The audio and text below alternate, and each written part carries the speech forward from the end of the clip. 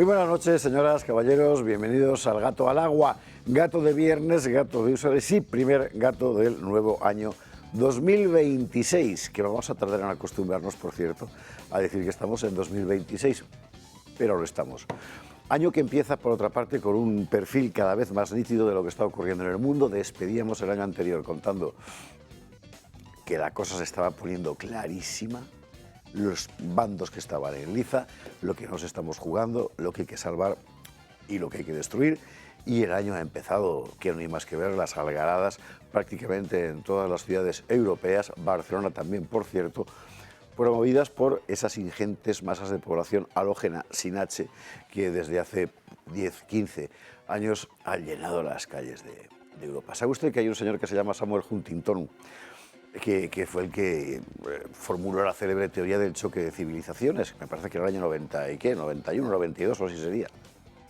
Y decía Huntington que nos podemos imaginar el mundo como diferentes grupos de civilización, unos chocando contra otros en placas tectónicas y en las fallas donde se produce el choque es donde surgen los conflictos.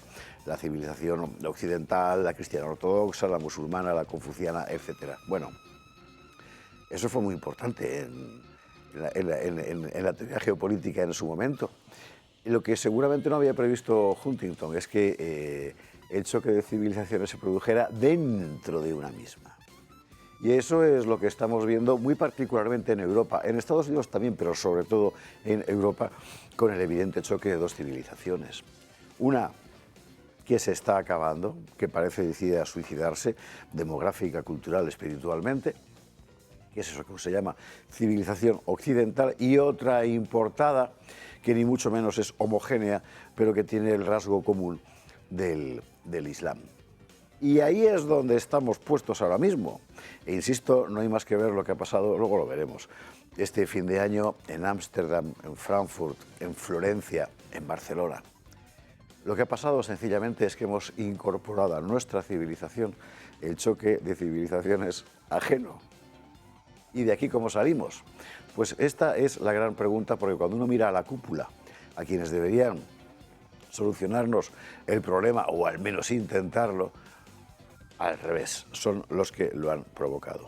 La impresión que da el recorrido por esta Europa de fin de año es que Europa se ha muerto. ¿Europa se ha muerto? ¿O es más bien la Unión Europea lo que se ha muerto? O ese concepto que se ha querido vehicular a través de las instituciones comunitarias. Bueno, ejemplo. Hacia 1919-20, el califato, el último gran califato regular del mundo musulmán, que era el Imperio Otomano, se hundió. Se hundió, el último sultán se marchó a París a vivir con una señora, en fin, un desastre. Y entonces alguien tuvo la ocurrencia de que si el califato había muerto en la cúspide, había que reconstruirlo desde la base. El que tuvo esa idea era Hassan al-Banna, el fundador de los Hermanos Musulmanes. Me parece que el ejemplo, un siglo después, nos viene particularmente bien a los europeos. Eso que llamamos Occidente se ha muerto en la cúpula. Pero a lo mejor es precisamente por eso ahora el momento de empezar a reconstruirlo desde la base. Y esa puede ser una de las grandes tareas para los años que vienen, para los días que vienen. Feliz y combativo Año Nuevo. Gato de viernes, gato de usuarios. Y en el menú de la cantina pues tenemos menú navideño, como es enteramente lógico. Porque como me decía el otro día un amigo, José Ramón, fuerte abrazo, hasta la presentación en el templo es Navidad. O sea que aquí seguimos, por supuesto, en Navidad faltaría más. Y en el menú, entre turrones y polvorones, otras muchas cosas que terminan en ones. Titulares. Bueno, 2 de enero, hoy, la reconquista de Granada, la toma de Granada, acontecimiento absolutamente fundamental en la historia de Occidente. No es solo de España. Yo tengo la tesis de que la reconquista quedó en realidad en 1212, lo que vino de las Navas, lo que vino después ya fue otra cosa, ¿no? Pero que sepa usted que cuando se supo que se había tomado Granada, todas las iglesias de todas las catedrales, de todas las campanas, perdón, de todas las catedrales de Europa empezaron a repicar. Es que fue una noticia de alcance absolutamente, diríamos hoy, internacional, importantísimo. Es lo que se conmemora. Lo veremos. Vamos a contestar a la enorme cantidad de tontos a las tres que han aprovechado estas Navidades para contar que si Jesús era un inmigrante ilegal, palestino... o sea, de verdad, os quitan la clase de religión, y luego ya no sabéis nada de nada, claro. Pues no, Jesús no era palestino, ni era tampoco un inmigrante ilegal. Vamos a contar qué es lo que era, qué hacía en el portal, en el pesebre, por qué estaba allí. No era ciertamente porque fueron sin papeles, ahora se lo contamos. Luego los hay que lo hacen a mala leche, que son fundamentalmente las oligarquías autonómicas, que lo que están haciendo es desterrar a los Reyes Magos, Melchor, Gaspar y Baltasar, para sustituirlos por las cosas más sorprendentes. Por ejemplo, está el carbonero, que es lo mismo el olenchero vasco que el llamado apalpador gallego. Luego está el angulero asturiano, o el esteru cántabro. Hay que decir cántabru, perdón. Vamos a ver, o sea, usted sabe lo que es esto, ¿no? Es lo mismo que la señora Chimpum haciendo como que hace sacrificios humanos. O sea, tú no tienes la identidad que tienes, yo el poder te voy a dar una. Es puro despotismo, es pura tiranía. Lo contaremos. Hombre, a propósito de tiranías, vamos a pasar por Irán, porque lo que es interesante además que nuestros medios, claro, les ha pillado con las vacaciones y me imagino que el especialista de guardia, harto de cava y eso, ¿no? Pero lo que está pasando en Irán es muy serio, está ardiendo. Y hay una diferencia importante respecto a otras algaradas que hemos conocido en los últimos años, ¿no? Y es la ira popular. ¿Se está acabando el régimen de los ayatolás? ¿Está moviendo a alguien detrás todo eso? Bueno, lo veremos.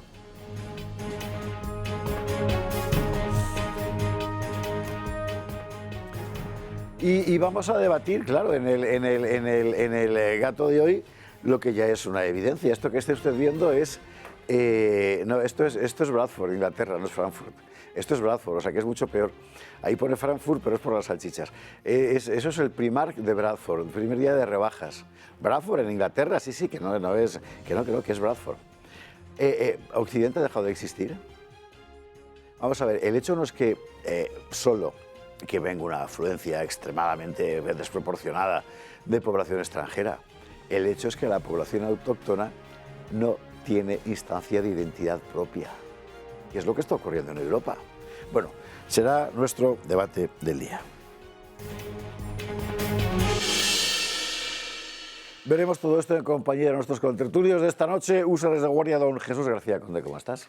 Pues muy bien, hoy es mi santo, vamos, por lo menos mi madre celebraba los días de Jesús, los 2 de enero, no sé si por mor de la Santa Isabel la Católica, por hacerlo coincidir, pero hoy me regalaban mis padres siempre alguna cosa, así que felicidades a los Jesuses. Además te llama Jesús Manuel. Eso no lo sabía, hasta ahora era Jesús María. Jesús María, sí. Perdóname. No. Es que si no sería un pleonasmo de contertulio. Bueno, pues mira, me traigo este libro de Benedicto XVI que se llama La infancia de Jesús, porque en uno de los últimos artículos... ¡Qué libro más bonito! Sí, señor. Habla de los Reyes Magos en los que yo creo, y es lo que voy a escribir mañana en la Gaceta, porque los Reyes Magos se postraron ante el niño Jesús como sabios y como reyes. Es decir, eran sabios porque eran estrelleros, como decía el auto de los Reyes Magos del siglo XII español, y por arte de estrellería, que diría Anzuategui, llegaron a la casa, donde dice el Evangelio de San Mateo, que se encontraron con el niño Jesús, y como sabios se postraron.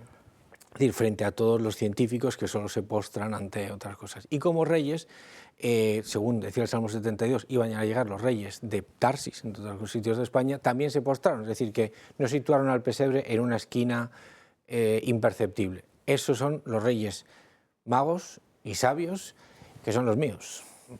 Estrelleros.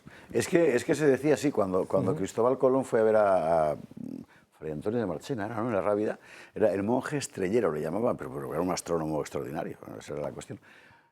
Jesús, bienvenido, buenas noches. Don Pedro Fernández Barbadillo, ¿cómo estás? Pues mira, he pasado unos días en Bilbao y quiero aportar mi teoría sobre el origen de Jesucristo, que es que era casi era de Bilbao, porque era Dios y hombre a la vez.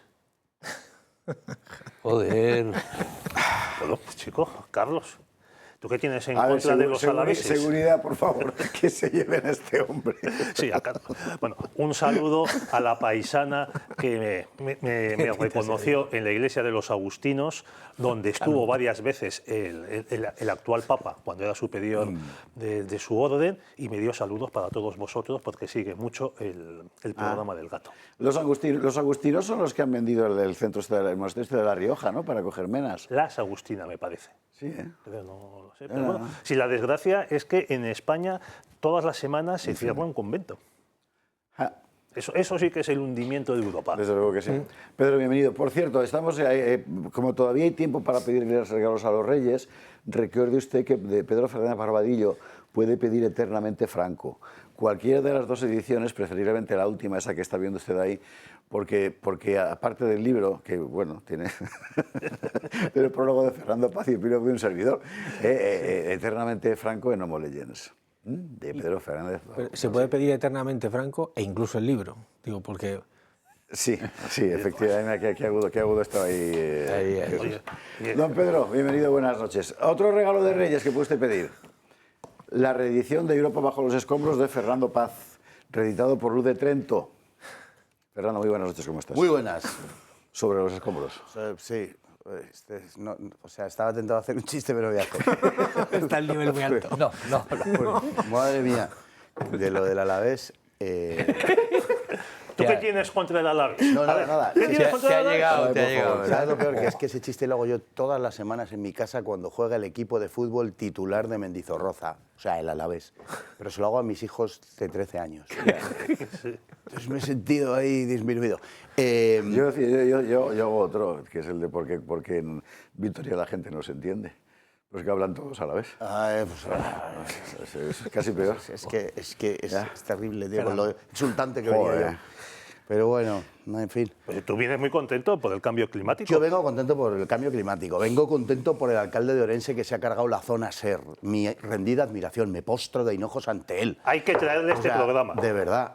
Se ha cargado la zona SER. Ha dicho que es tan fácil como lo que hacía Trump, ¿os acordáis? De firmo, fuera fuera el otro. Es tan fácil como eso, es querer. O sea, nos demuestran que los políticos, si les da la gana, lo pueden hacer. Se lo ha cargado. Ha dicho que se terminó. Coño, y se ha terminado. Sí, señor. O sea, es voluntad, es tener la voluntad de hacerlo. Lo digo por todas las trampas, trucos, mentiras que nos sueltan los políticos. Bueno, feliz año a todos, antes que nada, a los que nos ven en primer lugar, a vosotros también, mis queridos amigos y contertulios y compañeros. Y estoy convencido que este año 2026 va a ser un año muy especial, todos lo son, pero este va a ser muy especial particularmente para nuestra amada patria, mucho. Y además no creo que vaya a tardar demasiado en que las cosas empiecen a cambiar de verdad, no más allá del reino de la lucubración. Así que vengo exultante de ánimos y de ganas de vivirlo. Vivir siempre así, macho. Fernando Paz, muy buenas noches, feliz año. Don Carlos Esteban, ¿cómo estás? Fantástico oíros, es todo tan optimista. La lucha fría. Yo eso también quiero felicitar el año 2064 a todo el mundo, de la era hispánica, por supuesto. Joder, no tal pie. Vamos a ver, joder, de verdad, ¿eh? Por algún motivo que no cree usted que está muy claro, en España, hasta prácticamente tiempos de los Reyes Católicos, los años no se contaban como en el resto del mundo romano, o en el resto del mundo cristiano, sino 27 años era, ¿no? Antes. ¿Por qué? Bueno, pues nos dicen que era porque cuando se dio la ciudadanía, las ciudades hispanas de Roma, etc., el hecho es que hubo una era hispánica, que era la forma específicamente española de contar los años, que empezaban el veintitantos antes de Cristo, efectivamente. Bien. Cierro la nota al pie de página, puedes continuar. No, ya está. Bueno, feliz año, ya está. Estamos chistosos hoy. Más regalo de Reyes, le recuerdo que tiene usted, además de los libros de Pedro y de Fernando, David Mendarerenda, El jinete de luz, que es una novela histórica sobre la batalla de Clavijo, cuando apareció Santiago a caballo para ayudarnos a derrotar a la morisma.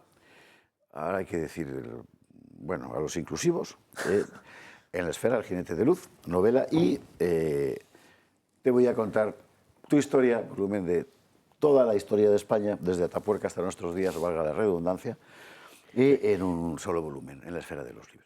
Digo esto para tomar nota para los Reyes.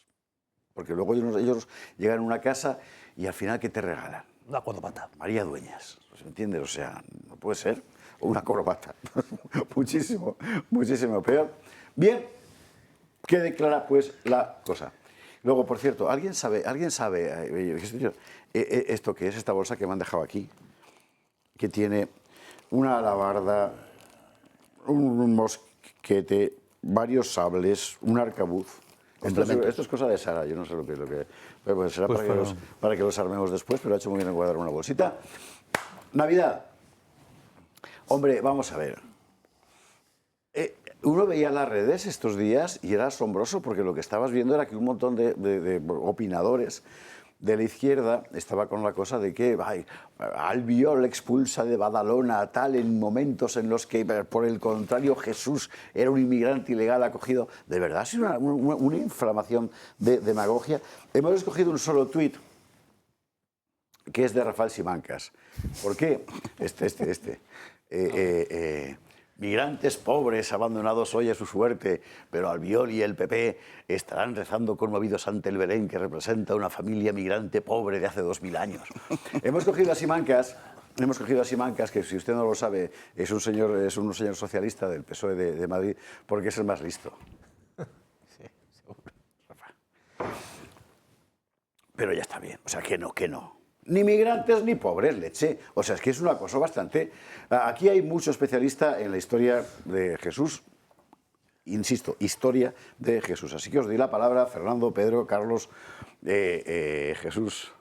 Yo solo quiero decir una cosa porque Adelante. prefiero que hablen los que saben más. Y es, has dicho ni migrante ni pobre, y diría una tercera cosa. Ni palestino. Ni fue rechazado. Ni fue rechazado. Es, no había, o sea, lo dice el Evangelio clarísimamente, no había sitio. Ya está, no había sitio en la posada. Se acabó. Es que no es, hoy te rechazamos porque eres palestino. porque eres palestino, porque discriminamos, porque eres pobre. No, es que no hay. Vamos a ir por partes, vamos a reconstruir la situación. Además, Fernando Paz acaba de dar un curso sobre historia del cristianismo en el Club de Amigos. ¿Te queda todavía alguna clase? Por cierto? No. Ya se ha acabado, ¿no? Así que nadie mejor que él para introducir el asunto y luego Pedro y Jesús continuarán. Situémonos. Contexto histórico. En el nacimiento de Jesús, aproximadamente y paradójicamente en torno a 5 años antes del nacimiento de Cristo, o sea, de sí mismo, que es lo primero que tenemos que tener en cuenta. Otra nota al pie de página, joder, esto es... También tiene que ver con el calendario. Claro, es que tiene que ver con el calendario. Sí, efectivamente, Jesús nació seguramente el año 4 o 5 antes de Cristo en realidad. O sea, el nacimiento histórico no es el mismo que la fecha luego convencionalmente adoptada, sencillamente porque hace 2000 años, 1800, 1900 años, no era tan sencillo ponerla. Pero lo calculó bastante bien Dionisio el Exiguo. Dionisio el Exiguo. ¿Sabe usted por qué llamaban el Exiguo? Porque era muy Era muy pequeñito, bajito. pero era muy Muy bajito. bajito. En fin, bueno, continuamos después de la nota. No, pues además al hilo de lo de los Reyes Magos, precisamente, y al hilo de la cuestión de las estrellas, según los registros chinos, hay un cometa que pasó en el año 5 antes de Cristo, precisamente, que ha servido para, para reflejar pues, la historia que se nos no cuenta. nació en China. ¿Perdón? Que no nació en China. Pero bueno, No líes las cosas. Bueno, un cometa que efectivamente habría cruzado esa zona desde Persia aproximadamente y que, bueno, se vio hacia Occidente y podría encajar perfectamente con la idea de que la estrella de Belén, en fin, guió a los magos, que no eran magos en el sentido ilusionista y que hicieron trucos, sino sabios, ¿no? Hay que tenerlo en cuenta. No sé si se pronuncia magi o magi en persa, pero la idea era precisamente esa. Mago y una de las visiones de Ana Catalina Emmerich es precisamente la de los magos en los montes Zágaros en Persia viendo efectivamente el cometa. Claro, los nombres de los Reyes Magos, por cierto, hemos grabado aquí una cosa que se ha estado emitiendo estas Navidades acerca de los Reyes Magos, que me ha tocado a mí contarla y tal, pero los nombres proceden de Mesopotamia, de Persia y el tercero es arameo, con toda probabilidad. O sea, que tenían la idea de que eran sabios que se habían juntado para adorar al que solo podían reconocer como superior a él si era Dios, Y lógicamente. están enterrados en la Catedral de Colonia. Están enterrados en la Catedral de Colonia. Bueno, son los restos de que encontró Santa Elena en Saba, en el norte de Arabia, que se enviaron a Constantinopla, de Constantinopla se enviaron a Milán y luego se construye la Catedral de Colonia para rodear adecuadamente los restos de aquellos personajes que veía usted saber quiénes eran, pero que se abrió la tumba en 1864 y se comprobó que eran restos de 3 personas distintas y que los ropajes pertenecían a una época muy anterior a la Edad Media. O sea, que por lo menos sí se compadece con vamos el a recuperar el principio. ¿Era palestino o no era palestino? Pero no tiene sentido tratarlo en esos términos, es que es un anacronismo. Todo lo que tú has comentado en fin, las chorradas de Twitter, que el 90% de lo de Twitter son chorradas, todo eso pues obedece a criterios puramente ideológicos que no tiene sentido considerar más que desde la perspectiva progre. O sea, Conrad Hayden decía, el marxismo es la historia contada por un niño. Bueno, pues el progresismo es la historia contada por un niño idiota, además. ¿Cómo estamos recién comenzados ¿Por el qué no año? era palestino si nació allí? Yo estoy poniéndome en el plan idiota. Primero, Jesús era Galileo. Lo primero, Jesús era Galileo. Primer punto a considerar. Segundo, no solamente Galilea, sino todo lo que podemos considerar, lo que luego fue denominado Palestina, estaba dividido en 2 sociedades. Realmente una sociedad judía y otra una sociedad profundamente helenizada. Y tenían relativamente pocos puntos de contacto, esa es la realidad, aunque había algunas zonas donde había elementos presentes de los dos. Caso de Jerusalén. Pero en general, todo lo que era Palestina estaba considerablemente dividida. Muy cerquita de Nazaret, donde estaba Jesús y donde vivía la familia, estaba Séforis, por ejemplo. Séforis era una ciudad helenizada. Estaba construyéndose, precisamente por eso estoy convencido de que José no era carpintero, sino constructor. No, era albañil, seguramente. Probablemente era albañil. Contratista, y sí. trabajaba en Séforis, que estaba 1 hora andando aproximadamente. Y tal. Entonces, lo que quiero decir es que no tiene sentido y que es un anacronismo considerarlo con los criterios de hoy. ¿No era migrante? Pues evidentemente que no era inmigrante, porque lo de migrante es para las cigüeñas. No lo era, evidentemente. Sencillamente estaba allí porque tenía que censarse, porque se había decretado que se completara un censo, etc. Lo que hace es ir a Belén, y por eso nace en Belén, pero no porque sea un emigrante ni ninguna gaita, que parece que va a salir aquí cantando, no sé, Antonio Molina. Antonio Molina. O sea, a Jesús, el villancico, el emigrante. Son tales idioteces de estos niños tontos, que son los progres, que de verdad tampoco merece mucho la pena contestarles en redes sociales. Aquí sí, porque esto es un sitio más serio. Y Pero aquí efectivamente hay que explicar lo que hoy llamamos Palestina. Simancas da igual, porque Simancas, pues, digo, lo que hoy llamamos Palestina no tenía nada que ver con lo que entonces se llamaba Palestina, que por tanto es una que aparece después. Era Judea. Inmigrantes, migrantes, yo no estoy de acuerdo. Pero No estoy de acuerdo. migrantes pobres. Bueno, no eran pobres, ni migrantes ni pobres. Palestina era una denominación genérica de la zona. Pero que se había dado antes, que estaba Sí. ya creo que en Hesiodo o en... Sí. Y que tiene que ver con los filisteos. Exacto, que era la población presuntamente originaria de todo esto, que vaya usted a saber, porque No, no era originaria, eran de los pueblos del mar, los egipcios. Bueno, claro. Cogieron a... Y los no, judíos, pero decir y que los- los que originarios eran los cananeos. Claro, pero son desplazados precisamente, entre otras cosas, por los judíos, por el asentamiento de los judíos, cuando llega Abraham, que se instalan allí y se mezclan. No es eso lo que dice la arqueología, pero bueno, es igual. No, quiero decir que todo lo que se ha examinado genéticamente y tal, es este tío, ¿sabes? Aquí hay un judío, aquí hay un fenicio, un cananeo, tal.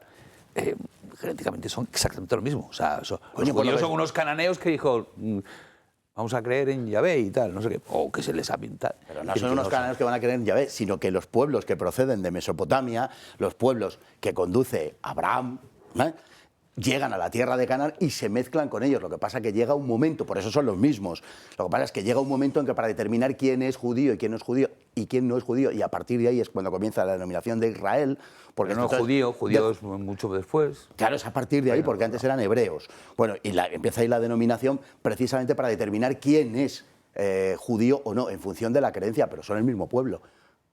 Claro, pues esa es la cuestión. No son el mismo pueblo. Vamos a ver, el mismo pueblo genéticamente son los fenicios, cananeos. Entonces, esos son los mismos. Pues entonces, son joder, son pues lo claro. mismo. Quiere decir, la idea es que estos son como los cananeos, inicialmente, por supuesto, los cananeos de la montaña. Eso es lo que parece que les empezó distinguiendo. ¿Vale? Entonces, va. ¿Cananeos de Pucela? ¿Cuál es la diferencia? No, que es un pueblo que es el mismo. Bueno, decir que es... Sí, es un pueblo que es el mismo, y tú dices, son los mismos que es un pueblo. Y a partir de ahí No, quiere establecemos... decir vamos a ver, en la antigüedad definir qué es un pueblo a diferencia de qué es una polis o qué es un... Es mucho más vago el concepto. Ergo son lo mismo. Sí, por eso. Bueno, Tercio la rodela demostrandum. Tercio la rodela, Si no como dicen los no libros pensaba de Esparza. contradecirte. Tercio la rodela en el... Y es para decir que hace un año, más o menos, aquí presentamos un libro de Juan Sánchez Galera que se llama El censo de Augusto, que explica algo de lo que está, de lo que rodea, de lo que está encima de todo aquello que decía Rafa Simancas. Imagino que luego, no sé si Pedro se referirá a ello. Pero vamos, que el caso es que Jesús quiso cumplir la ley desde el principio, o al menos su padre, que era el que podía cumplir la ley, la quiso cumplir. En la interpretación de Juan Sánchez Galera es que para ser verdadero hombre tenía que tenía que seguir las normas que afectaban a los hombres y su padre, que probablemente... Que los hacían legalmente hombres. Los hacían legalmente hombres. Y esa es la tesis del libro de Juan Sánchez Galera que presentamos aquí. Recuerdo una cosa socrática, no hay vida moral fuera de la ciudad, que es verdad, es que en la antigüedad es así. Bueno, pues después de todo lo que habéis dicho vosotros, yo solo me considero con fuerzas pues para comentar el que gracias a Albiol y la decisión que tomó, no él, la que tomó un juzgado de este desahucio de 400 personas de un instituto, luego en el instituto se encontraron cientos de objetos robados, sobre todo bicicletas y algunas de muy caras, pues gracias a este asunto los progres han estado tuiteando, estilo Rafael Simancas, sobre Badalona y se han olvidado de la Cañada Real de Madrid, que era hasta ahora su tema preferido para la Navidad y ponerse sentimentales y demás. En la Cañada Real hay no sé cuántos grados bajo cero, niños no sé qué, Ayuso ha cambiado de supervillano. Y ya el nuevo Herodes no es Ayuso, ahora es Albiol.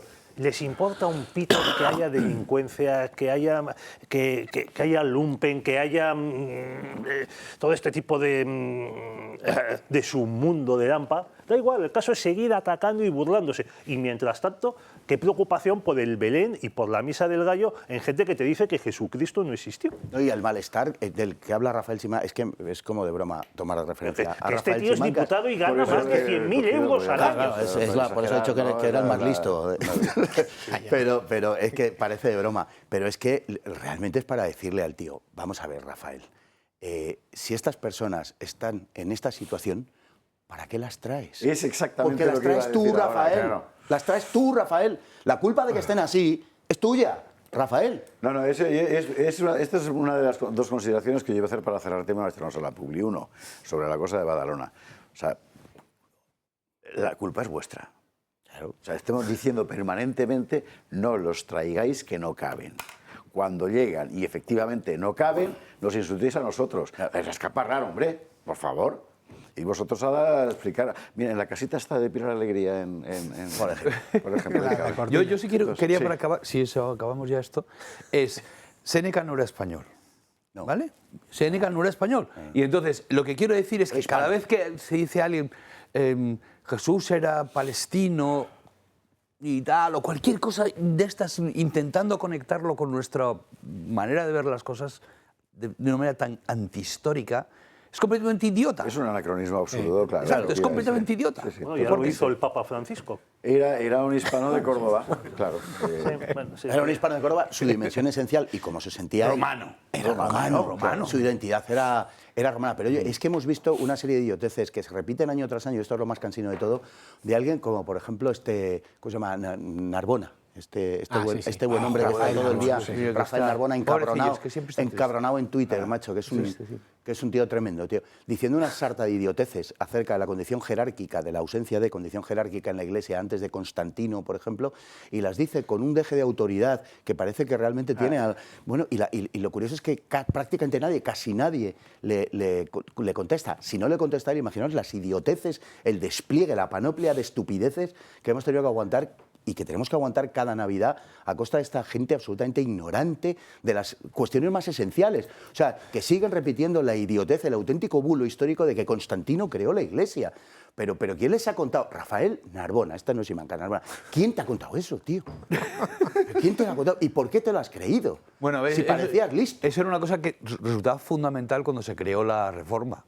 Quiero decir, si tú dices, Claro. he descubierto que el verdadero cristianismo es esto, Claro. han estado 500 años equivocados 500.000. todos los que han vivido. Y dicen, no, esta era una cosa oculta y tal, porque el que traicionó el mensaje fue Constantino. Lo necesitan decir, Sí, sí, porque claro, si claro. no miras la historia y dices, oye, no, perdona. Es muy interesante esto que cuenta Carlos Esteban, porque efectivamente dentro del discurso come curas actual hay muchísimos elementos que están directamente cogidos de las leyendas urbanas protestantes de principios del 16-17. Sí. Tal cual. Pero bueno, formaban parte de su Cosas de legitimación, reliquias, No, de que era Claro. necesario. Oye, Claro, ya que has necesario. mencionado a Constantino, oye, que el año pasado No, ha se sido cumplieron... bueno, el culpable. Tú. Bueno, pues el año pasado se cumplieron Narbona, 1700 años del Concilio de Nicea, donde se define el dogma trinitario, y que ha pasado sin pena ni gloria, incluso, que es lo preocupante, entre muchísimos sacerdotes, obispos... Lo dijimos aquí, Pedro, lo dijimos aquí y hablé Hay de que Osio, insistir de y hablé ello, de ¿eh? Osio de Córdoba, Osio de que además, Córdoba, hombre, sí, que era señor. hispano y que es Y que fue clave martirizado en la y gestación del torturado. credo, nada menos que del credo, y no se le hizo ni caso. Pero no digo ya por la cultureta oficial, es que ni siquiera la Iglesia prácticamente, ahora ha ido el Papa a Asia Menor, a Turquía, y bueno, por lo menos parece que se ha acordado algo del Concilio de Es que, Trento, es que perdón, del Concilio de Nicea, pero es que Nicea ha pasado... nos separa mucho de nuestros hermanos musulmanes. Yo creo que ha sido eso, para no molestar mucho. Pero nos acerca mucho a los ortodoxos. Bueno, señores, quede claro. Jesús no era palestino y desde luego no era un inmigrante ilegal. Y quiso cumplir la ley. Y quiso cumplir la ley. Inmigrante ilegal, es que se... Sí, es que de verdad... ¡Ay, qué cabecicas! Pero si Joder. Egipto era parte del Imperio Romano. Ya, Igual hijo, te pero Judea. sí, es que es una Es cosa. que se Ya, fue pero de era una el provincia a imperio, otra. es el imperio. Son Bueno, ya otras queda- ¡Viva el imperio! Y ahora vamos a hablar de los Estructuras Reyes Magos. distintas, Ahora vamos a hablar de ¿no? los Reyes Magos y de las alternativas. Claro, yo que soy valenciana me acuerdo de la fantasmada aquella de las reinas vagas republicanas, que eran tres charros gordísimas. Es que además olían a morcilla a distancia, o sea, una cosa. Bueno, vamos a la publi y a la vuelta lo vemos. Estamos de vuelta a Gato de Viernes, Gato primero de año y Gato de Húsares. Y vamos a lo de los Reyes, hay que contarlo. Sí. Es muy importante lo de los Reyes Magos. Va a ser lo mismo esperar con ilusión que venga un rey a esperar con ilusión que venga un angulero, no me fastidies. El capitán Pero- Pescanova. es El que capitán viene. Pescanova, claro. ¿De qué estamos hablando? Pues estamos hablando de esa tendencia de las oligarquías autonómicas a recrear sus propias, con frecuencia inventadas, tradiciones, sencillamente para marcar identidad y por tanto para excluir a otros, claro, y de paso descristianizar al conjunto. Bueno, si usted vive en Madrid, a lo mejor no lo ve claro. Cualquier día nos traen a Miguel Ángel Rodríguez vestido para los regalos, yo qué sé, pero vamos, en principio no parece, ¿no? Pero en otros lugares se ha convertido en una tradición artificialmente reconstruida y en otros directamente inventada. Bueno, vamos a ver de qué se trata.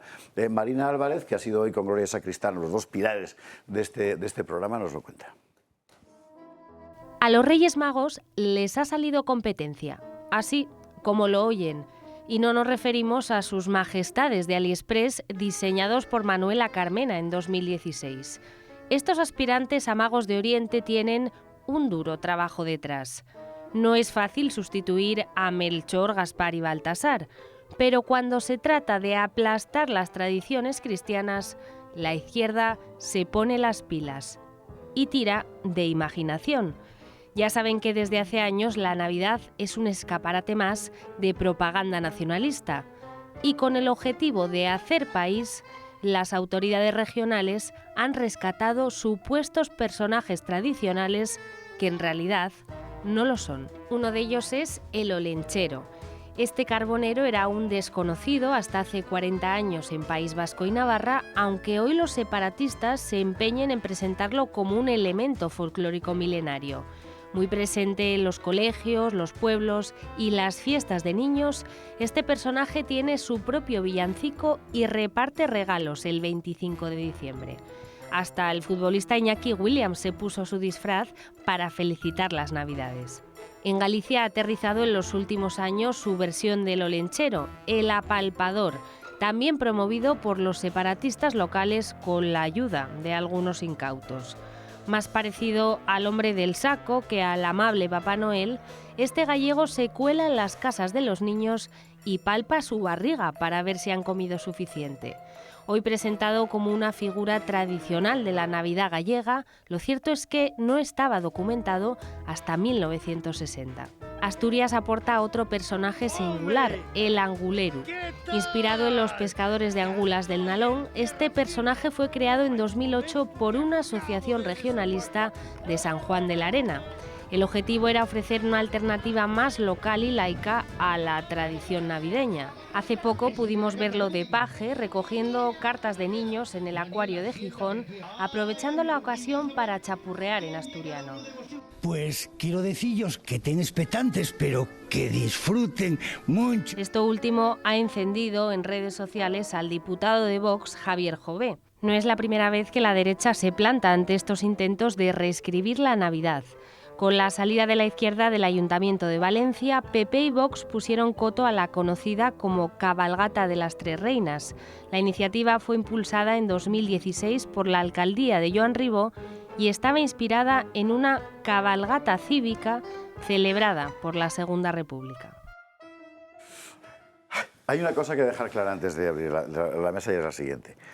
Con el mayor de los respetos, y a mí ese mundo me fascina, a los etnógrafos y a la gente que se dedica a bucear en las tradiciones locales, etcétera, que son muy respetables, dejan de serlo cuando sobre ellas construyes un relato falso. O sea, el olentzero es una figura que fuera de cierta zona oriental de Guipúzcoa y occidental de Navarra no se conocía de nada. La documentaba Arandiarán, que sería Pedro finales del 19, principios del 20. Finales del 19 más bien. Y ya está. El apalpador, ojo al asunto, es una copia. Es una cosa que está en la comarca de los Ancares y es una tradición local que un señor recoge de la familia de su mujer, ya en 1960 y tantos. Y dice, ahí va un carbonero también, como el olentzero. Claro, explica él. Y ya cuento esto para que se vea hasta qué punto llegamos de delirio. Claro, porque en aquella zona del País Vasco había bárdulos, caristos y autrigones, que eran celtas, claro, como en Galicia. Por tanto, desde hace 2.700 años existe, o sea, ¿de verdad? La Internacional del Celta. Sí, el Celta de Vigo. Joder, y del Celta de Ollanta. No nos toméis el pelo, por Dios. Y luego ya lo del anguleru, en un día vamos a tener aquí a Javier Jovepa que nos lo cuente, pero del anguleru ya es una cosa... Es que el anguleru viene de los sargazos, según el relato inventado por sus hinchas. Y viene vestido, claro, de Capitán Pescanova. Totalmente.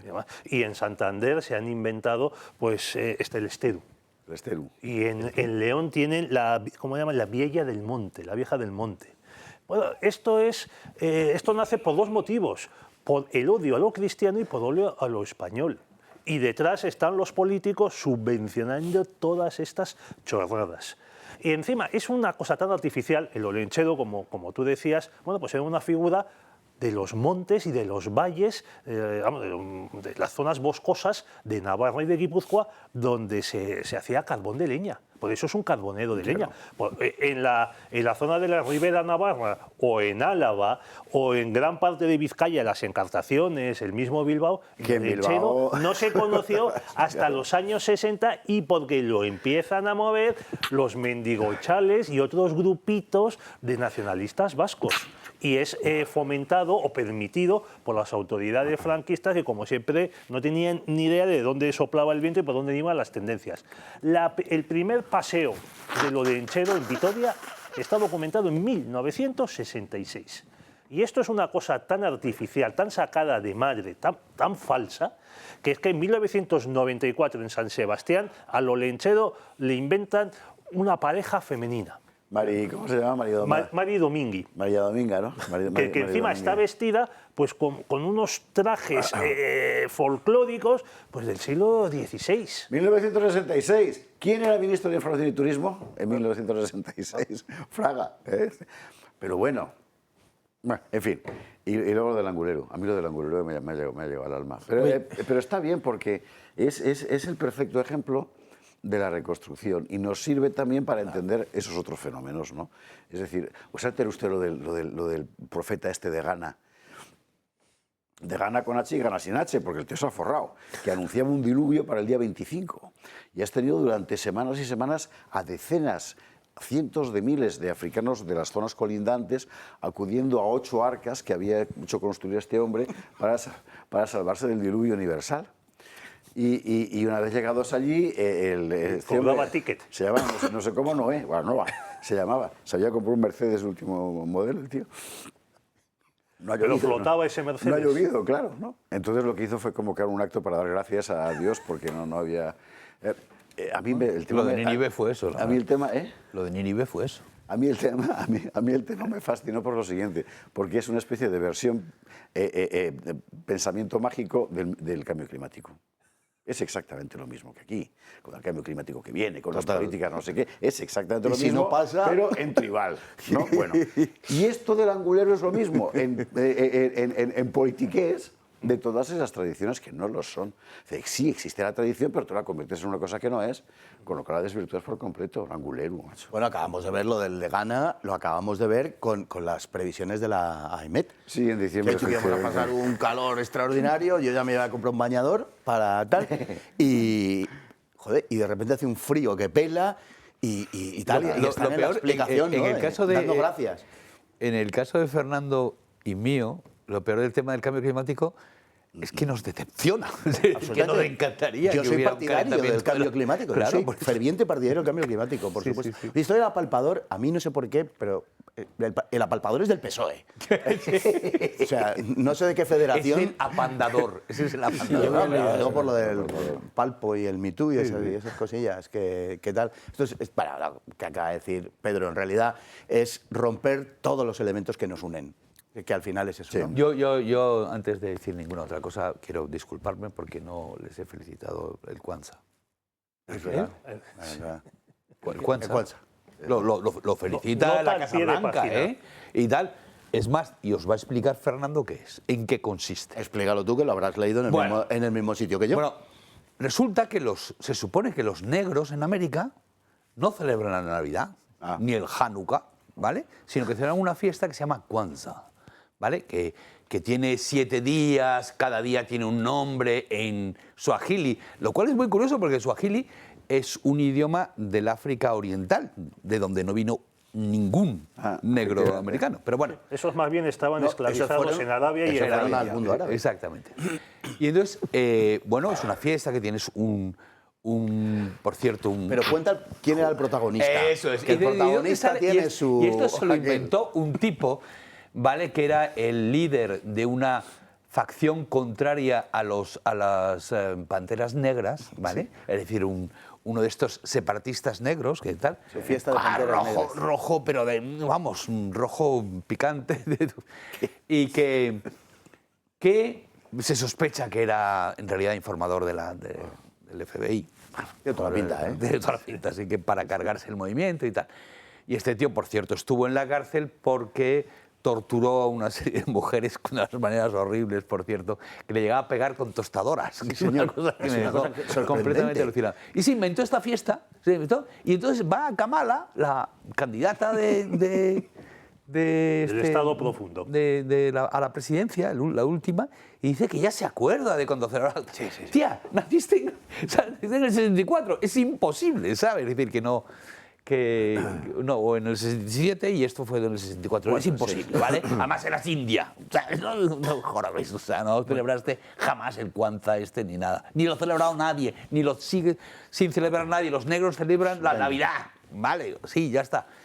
¿Y qué pasa? Que aún así los políticos se ven obligados a decir qué tal en estos 7 lemas del Kwanzaa, que son todos comunistas para morir. Solo les falta Es que uno un sea artículo Tiene 7 lemas. Sí. Tiene 7 lemas. Escribió un artículo Uno muy por divertido día. Hughes en la Gaceta sobre toda la historia del Kwanzaa. Pero lo mejor de todo es que retrata lo que ha dicho Carlos.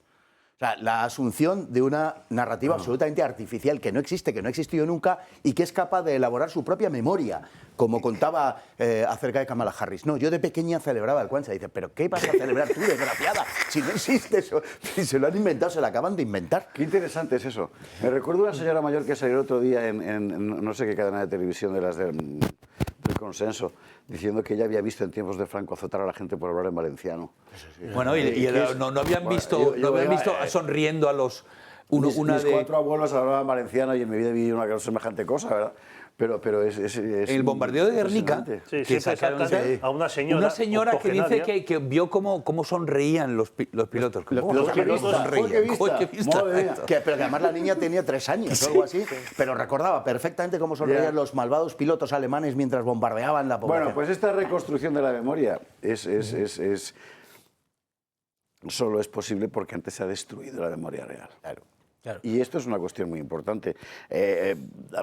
Ahora lo estamos viviendo, pues basta ver los culebrones de TV, por ejemplo, sobre la España de los 40 y los 50, para tratar de explicarle a la gente mayor que en realidad no fue feliz, que aquello era horrible, que ellos no se acuerdan. Pero que es un poco lo Pero mismo. usted no si podía reconstruyes bailar, tu ¿os acordáis de memoria, esa Eso es lo que entrevista? le Pero dijo usted no podía bailar. Soledad a una señora que de 90 y tantos años en su programa, que la pobre señora pues hablaba de que ella había bailado de joven. Y la ONEGA le dijo, no, usted no bailó. Y la Franco señora, no no bailó. Sí, se lo digo yo, dijo la Sonsoles. Esa fue la expresión exacta, se lo digo yo. ¿A quién va a creer usted? ¿A sus ojos o a mí? Se Que lo decía habrá Groucho contado, que se lo habrá contado su padre, a lo Su mejor, padre, Sonsoles, que no tiene me una fastidies. serie de Ay, por columnas Dios. sobre Ay, por favor. el dolor que había en Madrid por la muerte Ya. de Franco. Da la impresión de que esto que está contando Carlos y Fernando es la romantización del buen salvaje, que si estuviera aquí Alejandro Rodríguez de la Peña y trasladar aquí a aquellos esa trilogía de la compasión, iniquidad y los imperios de la crueldad, diría que ese buen salvaje era cualquier cosa menos compasivo y que celebraba todas estas contado. cosas. Pero es que frente a esa... Era un salvaje, de hecho. Sí, pero que no había... Pero bueno, nada. Es verdad que en una de las capas de Atapuerca se puede ver cómo hay un cráneo de una niña que parece ser que era sorda, y tal, pero bueno, más allá del caso concreto, no había... ¿La sordera te hace mejor? No, pero sí es verdad que si la niña tenía 14 años la habían cuidado. Luego, si habían cuidado a alguien que no era productiva, se entiende que había detrás... A lo mejor era pues, sentido estupenda, de- yo que sé, haciendo Hace 800.000 años. Pero bueno, bien. Puerca. Digamos que en la Me lo creo. en fin, pero que dentro del pliegue humano está el sentido de la compasión, pero también está el otro, el de la iniquidad. Y desde luego el buen salvaje no era especialmente compasivo, salvo en esos casos.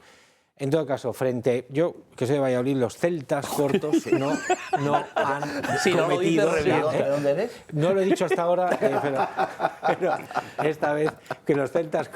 Bueno, era un secreto. ¿Vosotros a quién tenéis ahí típico? Era un secreto a voces, ¿eh? ¿A quién tenéis típico para sustituir a los Reyes Magos? Coño, Óscar Al Puente. boinudo. A Óscar Puente.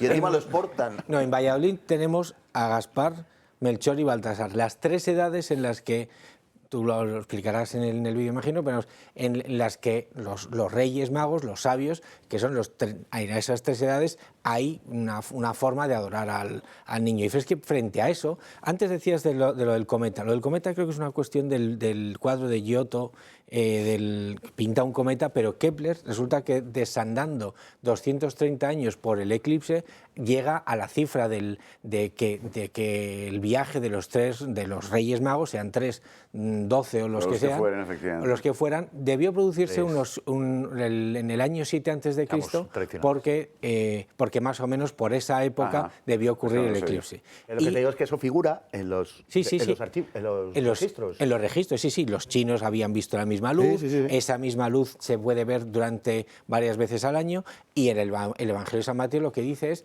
que le van a ver a su casa, es decir, ya había salido del portal de Belén y lo van a ver a su casa porque se entiende que en ese trayecto han pasado ya un tiempo y es por eso por lo que se produce la matanza de los inocentes. Es decir, frente a todo eso que tiene una documentación detrás, que tiene 3 o 15 o 12, los que sean, vamos, lo lógico es que fueran 3 Reyes Magos.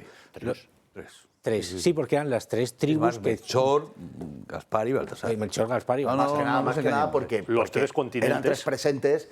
Y además es verdad que en el siglo III ya Orígenes habla de eso y habla de 3 Reyes Magos. No, y hay un evangelio de estos... No, el Evangelio armenio es el que le pone los Armenio nombres. habla de 12. Habla de 12, el pero les Evangelio pone armenio los habla de nombres. 12, pero luego hay otros que hablan de 3. A ver, los Estaba en la acompañantes tradición, no cuentan, pero Armenia ¿vale? queda muy lejos, además. Armenia queda muy lejos, no está en El de nuestra Priscila, tradición. no sé qué, las catacumbas de Priscila, lo del el mosaico de Rávena. Que ahí Los se lo Rávena es explico. del siglo VI ya, ¿eh? Bien, pues, sí, pero si en el siglo VI ponen 3, es que antes hay Claro, una en el siglo tradición. III Orígenes ya habla de 3 Reyes Magos, es decir, que eran Ya está. 3, estaba en la tradición primera cristiana. Sobre eso no cabe ninguna duda, estaba ahí. O sea, no sabemos cuánto será, pero quiero decir que la tradición ya desde el Coño, principio... que están enterrados en prácticamente, Colonia. Salvo mejor, Se cuentan salvo unos mejor opiniones opinión de diferentes. Rafael Narbona, que no Pero, sabemos. pero Bueno. en la historicidad encaja eso de ese cálculo de Kepler. Y frente a eso, el olenchero, no me acuerdo ya del nombre. Apalpador. El angulero. El angulero y tal. El Hombre, angulero bendito tiene- sea Dios. Esto A es muy Valladolid esa importante, gente no viene. todo esto que han contado nuestros compañeros aquí, porque es que lo de los Reyes Magos no es una cosa gratuita que se haya inventado, no sé, don Santiago Bernabéu, ¿verdad? O sea, no estamos Ni el hablando Corte de Inglés. de milenios, Sí, sí. claro, y que tiene su sentido. Pero son cosas que hay que recordar, más que nada para que no te coloque luego un señor... Es curioso, ¿dónde Vestido es de carbonero. lo de los Funcionario Reyes? vestido de carbonero. Lo de los Reyes Magos es España, algunas partes de Latinoamérica, ¿no? De Hispanoamérica, perdón. Y ¿Portugal? ¿Portugal? No, yo creo que en Portugal. ¿No? No, efectivamente, el hecho de que traigan los regalos... Y en porque es que y en pero Hispanoamérica es lógico todo, porque no todos, darían, ¿o no? no darían- Pero imagínate que todo el mundo se lo pidiera a ellos, no darían abasto. Por eso hay otros lugares del Claro. mundo donde se lo piden a otros personajes. Argentina creo recordar Sí. por Mafalda que sí. Sí. Argentina, sí, Argentina. Señores, Vaya fuente a histórica. la publicidad, dije a la publicidad, que hay que hacer una pausa. Bueno, o sea, ¿vale? Recuperamos. Voy a preguntarle a Jesús ni era palestino ni era un inmigrante ilegal. Reyes Magos hay lo que hay y lo otro son inventos de los políticos deformando tradiciones populares reales o inventándoselas. Pues ahora, vamos a seguir. Papá Noel se ha ido de rositas, ¿eh? Pero bueno. Bueno, vamos a seguir porque ahora hay que hablar de más cosas. Y vamos a cambiar un poco el paso, porque algo de lo que no ha hablado nadie en estos días, fuera de medios muy concretos, los nuestros, es, por ejemplo, del escándalo de los somalíes en Minnesota o en Suecia.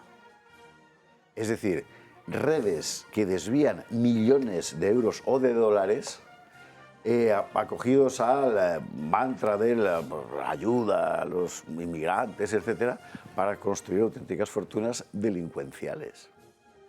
En el caso concreto de Estados Unidos ha sido un periodista freelance de estos del movimiento MAGA por su cuenta el que ha sacado a la luz una estafa de millones de dólares que ningún medio de comunicación institucional Equivalente había al sacado, PIB de Somalia. para que usted vea. Bueno, vamos a la No ha sido publicidad. A la publicidad ya lo contamos. Estamos de vuelta. Primer gato del año, gato de Usares. A nuestras espaldas, los Usares, un año más de nuestro padrino Augusto Ferrer Dalmau. Fuerte abrazo, feliz año. Sobre la mesa, el creciente batallón de la madrina Paz. Beso enorme y año felicísimo para ella. Y tenemos pendiente hacer un programa, pero claro, esto va creciendo. Hacer un programa para contar quién es quién aquí en este follón. Pero bueno, ya lo haremos en otro momento. Para todos los que habéis mandado y seguís mandando personajes para el batallón de la madrina Paz, feliz año nuevo.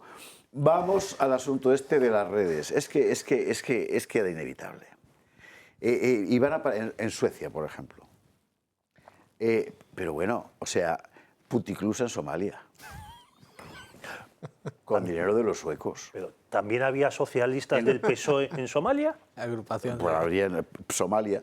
En fin, y lo de Minnesota. Todo el estado, ¿eh? Bueno, Gloria Sacristán nos lo cuenta.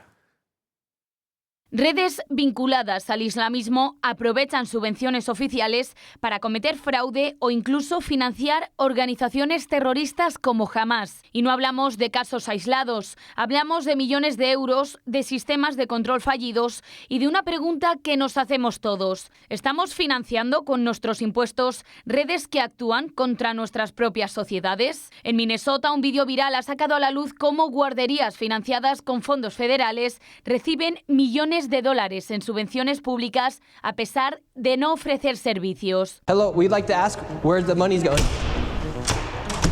What do you guys think about the fraud that's taking place here in Minnesota? What was this money spent on?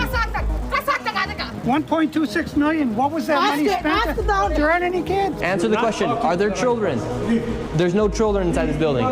Un caso que ha supuesto la intervención del Departamento de Seguridad Nacional y el FBI en el Estado. La Casa Blanca ha sido contundente. Asegura que el 90% de este fraude ha sido causado por personas que ingresaron ilegalmente en Estados Unidos desde Somalia. Por ello, la administración Trump ha congelado todos los fondos federales a los centros de cuidado infantil de Minnesota. Un estado que recibe, por cierto, 185 millones de dólares en fondos federales para el cuidado infantil de 19.000 niños. Un modus operandi en el que no solo malversan fondos públicos, sino que además deriva en transferencias de dinero al extranjero. Suecia, por ejemplo, ejemplifica otro aspecto alarmante de este fenómeno. Y es que escuelas y sociedades mercantiles habrían canalizado de forma irregular enormes cantidades de dinero público hacia círculos vinculados al islamismo radical. Esta red habría actuado durante más de una década gracias a subvenciones estatales y muchos de ellos salieron del país antes de que se ejecutaran órdenes judiciales o deportaciones. Un ejemplo más que ilustra cómo un sistema generoso de ayudas y sin controles estrictos puede convertirse en un blanco para redes organizadas. Y en Italia, las autoridades han detenido a 9 personas acusadas de financiar al grupo terrorista Hamas mediante organizaciones que operaban como asociaciones benéficas. Estas organizaciones recaudaron millones de euros supuestamente para ayudar a civiles en Gaza, pero más del 70% de los fondos fueron desviados a entidades vinculadas a los terroristas de Hamas. 3 países distintos, pero con un mismo hilo conductor.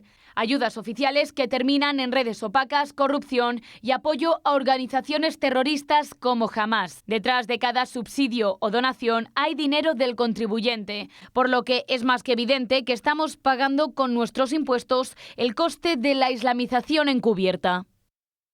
Esto es extremadamente importante. Y yo aquí, en cuanto iba viendo estas informaciones, me iba acordando de ese trabajo impagable que está haciendo Pablo Cambronero, de repasar todas las semanas las subvenciones que van. Nadie sabe exactamente dónde, porque hay un nombre, pero el nombre es inverosímil. Las mujeres empoderadas del Alto Orinoco, que usted me contesta, sabemos, y no es una broma, es así. Bueno, claro, o sea, son redes, lo de Minnesota es increíble. Lo de Minnesota es increíble, pero en contra de lo que se ha dicho de que han llegado ilegalmente a Estados Unidos, no, llegaron legalmente después de la aventura que tuvieron los americanos en Somalia, de la intervención, sí, dirigida por Bill Clinton. Del Black Hawk de arriba. Del Black Hawk, que la vi la semana pasada, pues es una película bélica extraordinaria. Y la canción esa en bretón. De Nez Prison, sí, de Nez Prison, que es, además reconozco, y es un... ¿Ah, la conoces? Sí. De Nez Prison, bueno, es un poco complicado de contar, pero está casado con es muy preciosa, bueno, eso es muy bonito. En fin, bueno, pues el caso es que estos tíos vinieron aquí con un programa específico que se llama, no me acuerdo cómo, pero que es para traer a los somalíes y tal. O sea, que fue una cosa del gobierno, se hizo tal, y se hizo en Minnesota, que era una de las sociedades más cohesionadas que existían, porque prácticamente todos eran descendientes de escandinavos, fundamentalmente suecos. Por homogéneas, ¿no? Dices. Por homogéneas, sí, cohesionadas étnicamente y tal, y los típicos estados más aburridos, pero que funcionan perfectamente y tal. Y de repente sueltas ahí decenas de miles de somalíes, que probablemente es uno de los países más atrasados de la Tierra. ¿Sabes? Es decir, entonces el choque cultural, eso que se llama el choque cultural, es brutal. Y entonces esto que se ha visto en Minnesota también se ha visto en Ohio, en Maine. Es decir, vamos a ver, ¿cuál es el problema de esto? ¿Cómo es posible que unos tipos recién llegados, sin padrinos, por así decir, defrauden el equivalente prácticamente al PIB de Somalia? Pues porque te dejas, ¿cómo voy a ir yo contra esto? ¿Habéis visto al que ha ganado las elecciones a alcalde de Minneapolis, que es, por cierto, blanco, ¿vale? Y se enfrentaba a un negro de Somalia, ¿vale? Pero el problema es que el negro de Somalia era del clan malo. Entonces, este tío es tan listo que dijo, voy a apoyarme en el otro clan. Y tal. Y la primera alocución después de ganar la dio en somalí. Sí, efectivamente. La dio en somalí. Sí. Y luego sale un vídeo muy bueno que es que se fue a comer comida somalí cuando Trump dijo que Somalia era un culo del mundo. Y se fue y es muy divertido ver el vídeo, por favor, porque se nota que el tío está haciendo unos esfuerzos horribles para no... Ya. Claro, aquí está el clan somalí está el alcalde de Nueva York jurando sobre el Corán, que me da igual si se lo cree o no, pero lo importante es lo simbólico. No se lo cree, por supuesto que no. Me da igual. Quiero decir, lo importante aquí es lo simbólico, si es que me da lo mismo, si se lo cree o no. O sea, esto es una cosa, y está pasando por supuesto en toda Europa, lo que pasa es que le está empezando a pasar a ellos ya de una manera muy visible, ¿no? Y yo creo que hay una estupefacción generalizada, porque claro, ya no es un problema de tolerancia o de no sé qué, no, es un problema de colaboración activa. O sea, yo tengo vértigo, este es un dato cierto, no es un supuesto, y yo me asomo a un cuarto piso y me da un repelús tremendo, pero hasta el punto de que no solamente si me asomo yo, sino si veo que alguien se asoma, también le agarro y le digo, no, o a un abismo, en fin, alguna cosa de estas y tal. Pero si me monto en un avión, no tengo vértigo. O sea, cuando tú pierdes la referencia razonablemente proporcionada, entonces el efecto desaparece. Si vemos que ¿por qué cuento este rollo? Pues porque si vemos que un policía es corrupto y está vinculado a una mafia de gente que trae inmigrantes ilegales, no sé qué, nos llevamos las manos a la cabeza. Pero cuando es toda la estructura de la clase gobernante, de la élite, la que ha dispuesto todo este escenario para que vengan los somalíes, para que el alcalde de Nueva York sea el que es, para que en Europa estemos como estamos, para ver lo que ha pasado en las celebraciones de esta Nochevieja, que ha dejado en mantillas la famosa de Colonia del año 15. No, pero es decir, el dinero de los impuestos de los suecos, que por cierto no son pocos impuestos, brutales, pagando redes... Claro. Islamistas. Oye, voy a pagar a mi enemigo para que me ataque. Eso es una cosa que nunca se ha visto en la historia. Se ha visto... Pues bueno, sí se ha visto, ¿eh? ¿Sí? Sí se ha visto. Hombre, cuando los emperadores bizantinos pagaban sobornos a los jefes bárbaros... Pero para que no les atacaran. Sí, pero les acababan atacando. Ya, bueno, pero esto es que... Aquí pagas para que te aticen. O sea, para destruir tu propia cultura, para destruir a tu propia gente. Que eso nos explica, como tantas veces hemos repetido, porque hay una guerra de la élite contra su pueblo. Esto último, si hemos sacado este tema, no es por el escándalo que también de la cosa económica, pero es fundamentalmente por esto último, es decir, es que me parece que es muy importante demostrarlo, que no es obvio, porque nos cuesta mucho aceptarlo, que es que tenemos una parte muy importante de la gente que gobierna empeñada en destruir lo que somos. Y para mandarlos mejor, porque no se me ocurre otra razón. No, pero lo curioso, claro, es decir que todo esto tendría un fácil freno si la gente fuera consciente, evidentemente. Pero hay por lo menos una mitad de la gente que es que te dice lo contrario. Yo, precisamente, hay una cosa que pasó en Nochevieja, es una tipa de Colonia, una alemana. Sí, lo vamos a ver ahora mismo, sí, efectivamente. Pues nada, la tía a la que le tiran de todo. Nos está llevando todo al mismo tema, así que yo creo que vamos a No, pero es que sale para demostrar lo contrario. Para demostrar que los fachas no tienen razón. Perdóname, Pedro. Yo, como vamos a hablar de esto más adelante, tú lo has dicho, yo solo quiero mencionar, sé que Carlos se va a molestar, lo que dijo el otro día Donald Trump. Gracias, señor, por enviarnos a Donald Trump. Nunca. Ya veremos luego. Así, eso decirlo dentro de 10 años. Que dijo sobre Somalia, dijo, ni siquiera es una nación, son solo personas que andan por ahí matándose entre ellas. Digo, por fin alguien que dice lo que el pueblo, lo que nosotros, los que no somos élite, pensamos y tenemos que decir en voz baja de estos modelos que nos ponen los progres para traducirlos, traerlos a nuestra sociedad. Y al hilo de lo mismo, no sé si ha sido hoy o ayer, bueno, Elon Musk ha puesto un tuit donde ha dicho que si la tolerancia nos lleva al fin de la civilización, acabemos con la tolerancia. Es lo que traduzco. Esto no, es importante. O sea, es que se está rompiendo el tabú. Ahora podemos hablar de estas cosas de las que antes, siquiera mencionarlas en voz bajini, te suponía quedarte excluido de la muerte civil. Me quedo con eso que has dicho de Somalia, que no es un país, que tal, porque un día hemos de hablar de África en serio. Ya llamó a Haití shithole, ¿te acuerdas? Porque no es una cosa homogénea. Pero, o sea, objetivamente, que estamos en medio siglo. más de la descolonización. Sí, No 60 ha habido el experimento más catastrófico en la historia. El gran año de la Mires donde independencia de los países africanos por número es 1960. O sea, llevamos ya más de 60 Más de medio años. siglo, efectivamente. Más de 60 Pues, años y el continente va peor ¿Tú has en visto determinadas zonas. el reportaje ese italiano, Adiós África? Es exactamente lo que iba a recomendar. Hay un documental maravilloso, bueno, maravilloso no, es terrible, pero es maravilloso porque es un documental, no es una película, que en los años de la descolonización hacen unos italianos que se llama Tío África, está en inglés también, Africa Farewell creo que es. Es estremecedor, porque es lo que nadie contó de lo que fue realmente la descolonización. Creo que está en YouTube todavía, no creo que lo hayan prohibido. Hay una imagen, que creo que es de ese o de otro documental gemelo, de un capataz chino que dice it's so tiresome. Y eso se utiliza mucho de meme, ¿no? Están cansados. Están cansados. Es que es imposible. Allí, o sea, empezó a funcionar porque fueron los primeros países, además, que fueron Ghana, Senegal y tal, y a partir de ahí fue una catarata ininterrumpida. Nkrumah, y tal. ¿no? Nkrumah, sí. Y fue una catarata ininterrumpida de independencias de países que no tenían absolutamente ninguna preparación para nada, pero les Ni interesaba a viabilidad. las grandes potencias la descolonización de África, a la Unión Soviética y a los Estados Unidos. Sobre todo no eran países. Y es que esto es lo más importante de todo, es que no eran países. Por eso la guerra Se obligó a gente que llevaba siglos matándose a vivir juntos. En fin, pero bueno, de esto lo haremos otro día. Lo de la Nochevieja en Europa. De Colonia hablabais, ¿no? Aquí. Vamos a ello. Esta es una youtuber. Una influencer, efectivamente, que sale para demostrar que en Colonia las mujeres pueden circular con toda seguridad. Bueno, en fin. Ay, por favor. Así acabó la pobre. Nada. Y se llevó 2. Pero es que ya le ha pasado. Ya lo hizo antes y le pasó igual lo mismo. Nada, no, ella insistirá.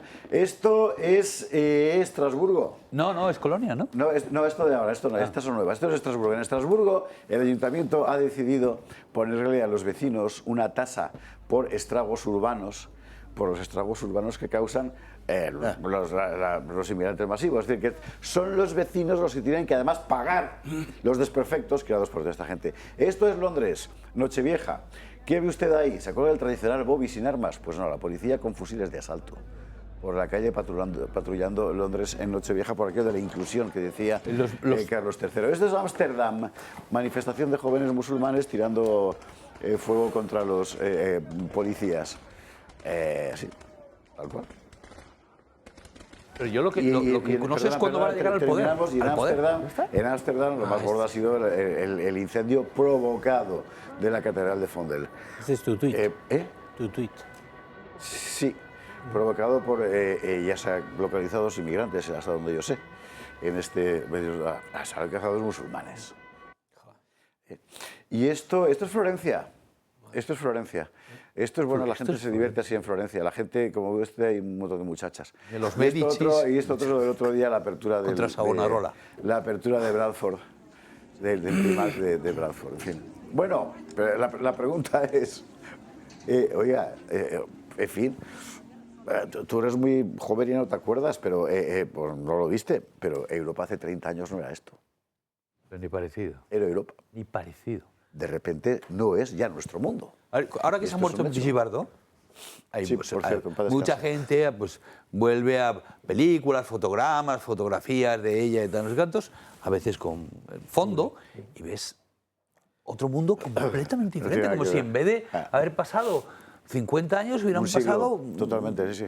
Siglo, 2 siglos. Esa sensación tuve yo hace unos meses cuando vi una película de los años 60, Charada, protagonizada por Audrey Hepburn y Cary Grant, que se patean París persiguiendo, y dices, joder, el París que se veía en los años 60 con el del año 2000, no digo ya 2025, el año 2000 no tenía nada que ver. Vacaciones en Roma, por ejemplo, todas esas, que lo ves. Eso, y cualquiera de los boomers que ya se estudió afuera, hace los años 80 o 90, tendréis la experiencia. Bueno, tú mismo. La última vez que fui a París, o sea, no tenía nada que ver con el París de 84, 85, 86, o sea, es que era otro mundo, ¿no? En la Unión Soviética echaban películas de lo que pasaba en Estados Unidos, de las revueltas y tal, donde aparecían los negros, la policía, tal, los derechos civiles, toda la historia. Y las tuvieron que dejar de echar porque el público soviético se daba cuenta de que los negros humillados, sometidos, oprimidos y apaleados vivían y vestían mucho mejor que ellos. Y dijeron, coño, no, esto no y tal. Entonces la gente infiere de cosas donde el objetivo no es mostrarles explícitamente algo. Yo que soy muy aficionado a la cosa de la música, al rock, tal, no sé qué, muchas veces busco vídeos, bueno, con enorme frecuencia, busco vídeos de los años 70, 80, sobre todo 60, 70 y tal.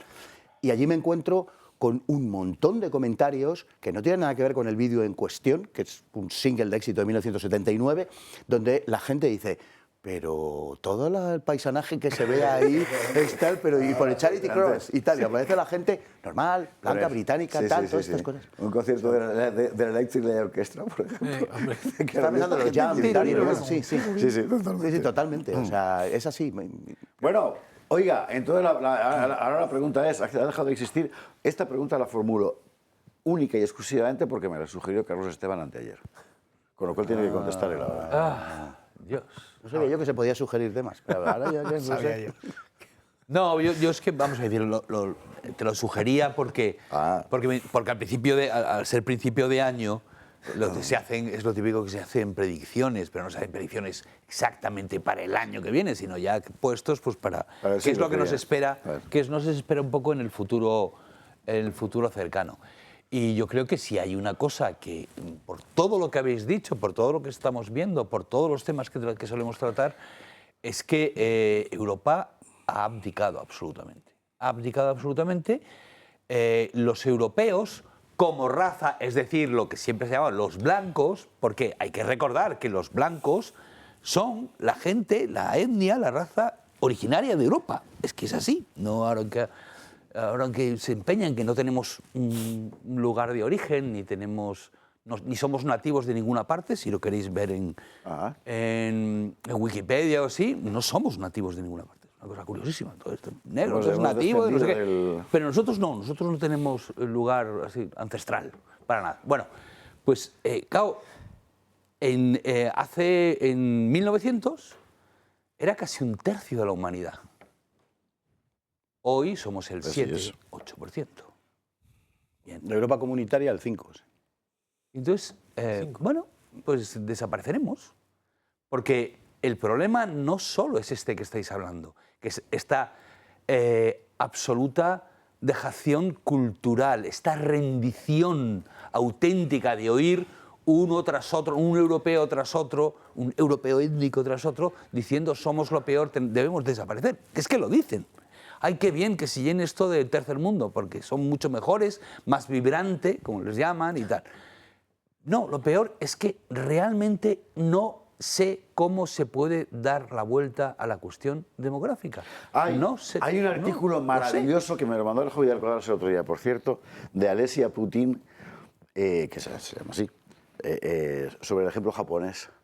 Es interesantísimo, os lo voy a pasar y vamos a hacer una buena parte del programa y si además pueden llamar a Macarrón mejor, porque claro, la situación no era tan grave en Japón como es ya ahora aquí, pero las líneas políticas están francamente bien, es muy interesante y de hecho han empezado a darle la vuelta al asunto, no solo cerrando que venga gente de fuera, sino sobre todo haciendo que los tuyos se reproduzcan, que es que al final es la gran cuestión. Pero no lo consiguen ni lo consigue nadie. Porque se han limitado a políticas esencialmente de carácter económico. El libro que estoy escribiendo ahora, que esta primavera saldrá, estoy justamente en el capítulo de ese...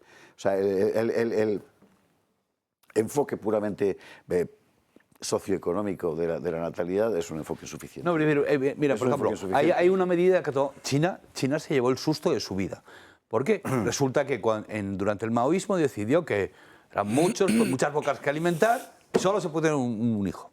Una cosa tremenda, obligar a la gente a tener uno. Bendecido por el Fondo de Población de las Naciones Unidas. Vale. Pero cuando ya con Deng Xiaoping ya se acaba y dice, bueno, venga, vamos a levantar, se pueden tener 2. Venga, que ya os lo hemos levantado, ya la gente no quería. Ya está, sin más. Ya, entonces, este año, el 1 de enero, ¿vale?, empezaba un impuesto sobre los condones que por lo visto los pone por las nubes. Claro, dice, y escribía uno de los que informaba el tema en Twitter decía, pues estarán carísimos, pero cuando se enteren de lo que vale un hijo, pues claro, es verdad, es que no hay manera de crear un incentivo económico que compense. Es que no es lo claro, porque no es, que no es económico. eso. No es que no es Es que económico. lo hemos contado Claro. muchas veces, además, y hemos insistido en eso, y cuando vino Alejandro Macarrón también, otra vez. No, es decir, no es una cuestión económica. Si fuera una cuestión económica, las clases altas, la gente con más poder económico tendría más hijos. No sucede. Bueno, Por tanto, en Estados Unidos... no, en Europa y en el mundo occidental en general no sucede eso. No es verdad. Es decir, la media es la misma. A ver, Elon Aparte Musk, que es el hombre más rico del mundo y tiene como 12, una cosa así. Sí, bueno, y hay otros que tienen 0 y hay 25 seguidos que tienen 0. No, es que no sucede, que estadísticamente no es verdad, que la renta no acompaña el número de hijos. Yo soy favorable a que se ayude a las familias con hijos por una cuestión de justicia. Y a veces de posibilidad, justicia. A veces de posibilidad. Bueno, pero si no cabe ya... No, pero una cuestión de justicia, que estadísticamente es sencillamente que funciona así, si es que es un hecho objetivo y tal. El problema es, por supuesto, demográfico, y tiene que ver con otra cuestión, tiene que ver con la cultura, esencialmente con la cultura, y tiene que ver con las perspectivas de vida que puede tener una persona y con los valores que animan una sociedad. Es eso, Y no con- hay otra cosa. Pedro, Jesús, cuando queráis. El hecho es que, desde mi punto de vista, el gran problema es que Occidente ha creado una cultura tan individualista que la perspectiva de que tú tienes que proyectarte en el tiempo ha desaparecido. Tú eres tu único objetivo. No solo eso, yo creo que Occidente es la primera civilización que ha conseguido, por parte de estas élites a las que ponemos a caldo con toda justicia, generar el pensamiento de que somos un virus para el planeta, no solo por ser blancos, sino porque generamos mucho CO2, y que si nos extinguimos y desaparecemos, mejor, por un lado, para las otras razas y mejor incluso para el planeta. Todos estos tontos que salen en Twitter cada vez que hay, comentando pues una canallada, un delito, tal, una paliza a un perro dada por su dueño, qué vergüenza me da ser humano. Los humanos merecemos desaparecer. Oiga, mire, pues tírese usted por la ventana y déjenos a los demás Que den ejemplo. en paz. No, Efectivamente. somos pocos y encima se empiezan a tirar por la ventana. No, pero Sí, si sí, nos pero es libramos que de estos eso, son los que introducen en calidad el pesimismo. mejoramos. Sí, sí, que den ejemplo. Yo aquí, en lo del aportar hijos, tengo Muy mal. Tengo pocos títulos que... Pero es que no es solo cosa suya, depende de otra parte. Claro, la ¿Lo contraparte y ves? tal. ¿Lo ves? El que más renta tiene de todos y no tiene hijos. Yo tengo 13 nietos. 13 nietos. Está bien. Pero él no, y él es el que más renta Y tiene. él el que menos. O sea, que Y tú eres el más pobre de todos y Bueno, junto yo que no- conmigo... es A una ver, son cosa nietos, ya, esencialmente se lo pagan ellos. cultural. El otro día le hicieron una entrevista a Mario Maréchal en una cadena pública francesa. Y le sacaban unas declaraciones de Marion acerca de la familia y de las necesidades de estimular a la familia para que Francia siga existiendo. Y le decía a la periodista, esto es lo que decía el mariscal Pétain. Y Marion pues no cogió la taza y se la tiró porque es una chica educada, pero lo que le contó es, ¿a usted le gusta la mermelada de frambuesa? Porque a Hitler también le gustaba la mermelada de frambuesa, claro. Por eso odiaba yo la la mermelada de de frambuesa. frambuesa. Pero la reacción automática de la periodista es muy interesante. O sea, objetivamente hay un corsé y la gente normalmente tiende a comportarse según los modelos de conducta que se le proponen. Y si el sistema cultural propone un modelo de cultura antinatalista, la gente espontáneamente tiende a adoptarlo. O sea, esto no es una crítica individual de, tú que es que no tienes... No tiene nada que ver. Eso se crea una atmósfera que hay que revertir. Por eso el objetivo esencialmente es una revolución cultural, no es unas medidas económicas que serán imprescindibles, claro. Por eso es tan interesante el ejemplo de Japón. Os voy a mandar el trabajo de Alicia que me Es que estamos pensando en una sucesión que yo creo que es la contraria de lo que va a suceder, pues yo estoy convencido que va a suceder, que es tener hijos como medio para reactivar Occidente. Y lo que va a pasar es lo contrario. Es que va a haber un ascenso de Occidente y una reconquista de Occidente y a partir de ahí, revirtiendo la cultura en Occidente, es cuando se va a tener hijos. Curiosamente... Sí, a pesar de Carlos dice que no, Carlos yo digo Esteban que sí. y su pesimismo Pedro. absolutamente insufrible. O sea, porque me dan ganas de imitar a ese y tirarme también por la ventana, joder, para No jodas. consuelo y solaz de tantos. No, pero no, Joder. que no tenemos cambios, Vale, ¿sabes? es que... Pero que no pasa nada, es decir, que tú ves la historia y pues, oye, mira, ¿dónde están los hititas? Pues, desaparecieron, ya está, se acabó. Y si lo ves desde el punto de vista del cosmos, incluso la especie humana, el planeta y hasta el cosmos se irá a tomar ¿Para qué hacer nada? ¿Para qué hacer nada? Si el universo va a morir, va a haber la muerte térmica. Si el universo, ¿qué más da? ¿Para qué vamos a hacer nada? La entropía, ¿verdad? Forma parte Claro, de al final todo Qué da la facilón gana. es, ¿eh? La materia se transformará en energía, la muerte térmica, la entropía del universo que producirá la imposibilidad de toda vida y ya está. ¿Para qué buen vamos corte, a hacer nada? qué buen corte te van a Jesús, coger. adelante, Jesús, qué bien te han bautizado, coño. Pues venga, todos detrás de mí.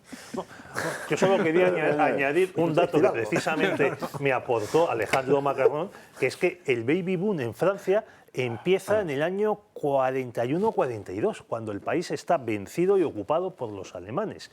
Y en ese sentido, pues yo creo que esto apoya lo que decís tú, Javier, y Fernando, de que primero viene la regeneración de Occidente, la regeneración nacional, la regeneración de los pueblos, y eso es lo que lleva a un aumento de la natalidad. Yo entiendo a Carlos, porque tengo una capacidad de misericordia enorme, porque soy muy mayor. Pero, entiendo a Carlos porque, claro, ves lo que hay, ¿no? Pero yo estoy de acuerdo con Fernando y con Pedro, es decir, a mí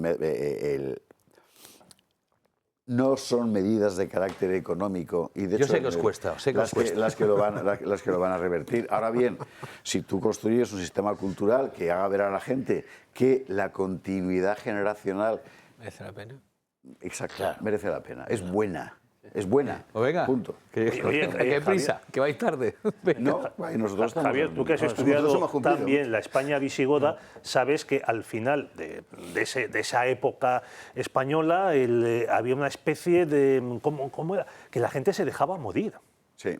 Sí, pero bueno, eso es una época, y el suicidio. Es una época fascinante, la de finales del siglo VII, y eso se lo encuentran los modos que les abre el camino a la conquista. En los concilios de Toledo, en los últimos, se trató el asunto del suicidio y se trató porque debía estar considerablemente generalizado. ¿Sabe usted? La verdad es que nos estamos yendo que no veas, pero como esto es una cosa que se sabe poco, porque aquí tenemos todos la idea habitual, en mi libro Visigodos sale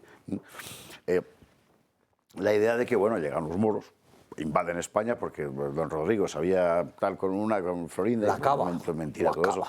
El hecho es que desde el año 693 más o menos aparece una peste, la peste de Narbona, que Narbona formaba parte de la España visigoda. La peste de Narbona, el lugar. Narbona, el lugar. No de Rafael, no de Rafael, Narbona.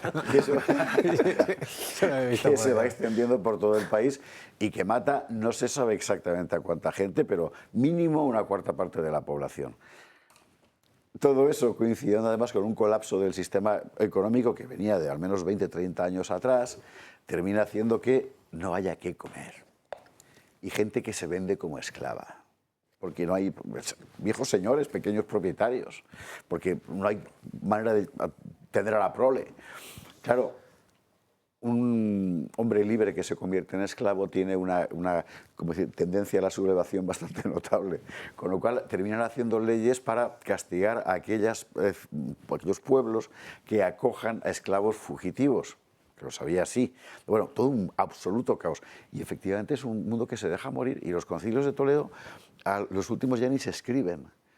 ¿Sabe usted esa escena del Señor de los Anillos? Creo que es la primera, cuando llegan a las cuevas de Moria y cogen descubren el libro en el que estaban escribiendo, ya están aquí. Sí, los tambores, es un poco así, es decir, aquella famosa frase de oscuro se presentaba el reinado de Bitiza, pero no es que se presentara oscuro, es que sencillamente no se sabe nada. Pero ¿por qué no se escribió? Porque se estaba muriendo físicamente el país, efectivamente. Sí. De todas formas, la cuestión... Pero ya está, te has justo a mi nivel, ya está. No, al contrario, porque si lo comparas ahora sí se escribe. Señores, 2 minutos para contarlo de Irán. No, venga. una cosilla simplemente, que el problema de Occidente no es solo demográfico.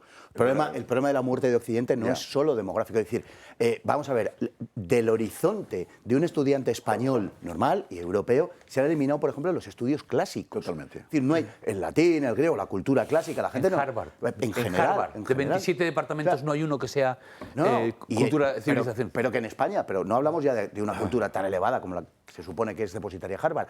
No, es que en bachillerato tú terminas y no sabes, en España o en una carrera, me da igual, ni has oído hablar de Fidias o de Molière o de Schumann, me da igual. O sea, no has oído hablar de eso. Y por lo tanto, no hay un sentido de la continuidad histórica. Exactamente. Es que no lo hay. O sea, tú les enseñas el Partenón y se encogen de... No saben que la belleza es la proporción. No tienen la idea griega porque no lo han estudiado y no saben lo que es el arte griego. Lo que es el románico, el gótico, se ve como un apéndice en los programas de historia que, por supuesto, se salta sistemáticamente porque ni siquiera entra en los exámenes. Esa es la realidad. Y no hay un sentido ni de la belleza ni de la continuidad histórica y, por tanto, no lo hay de la verdad. Y es deliberado. Yo recuerdo... Hombre, que sí es deliberado. Acuérdate José Solís cuando decía menos latín y más gimnasia.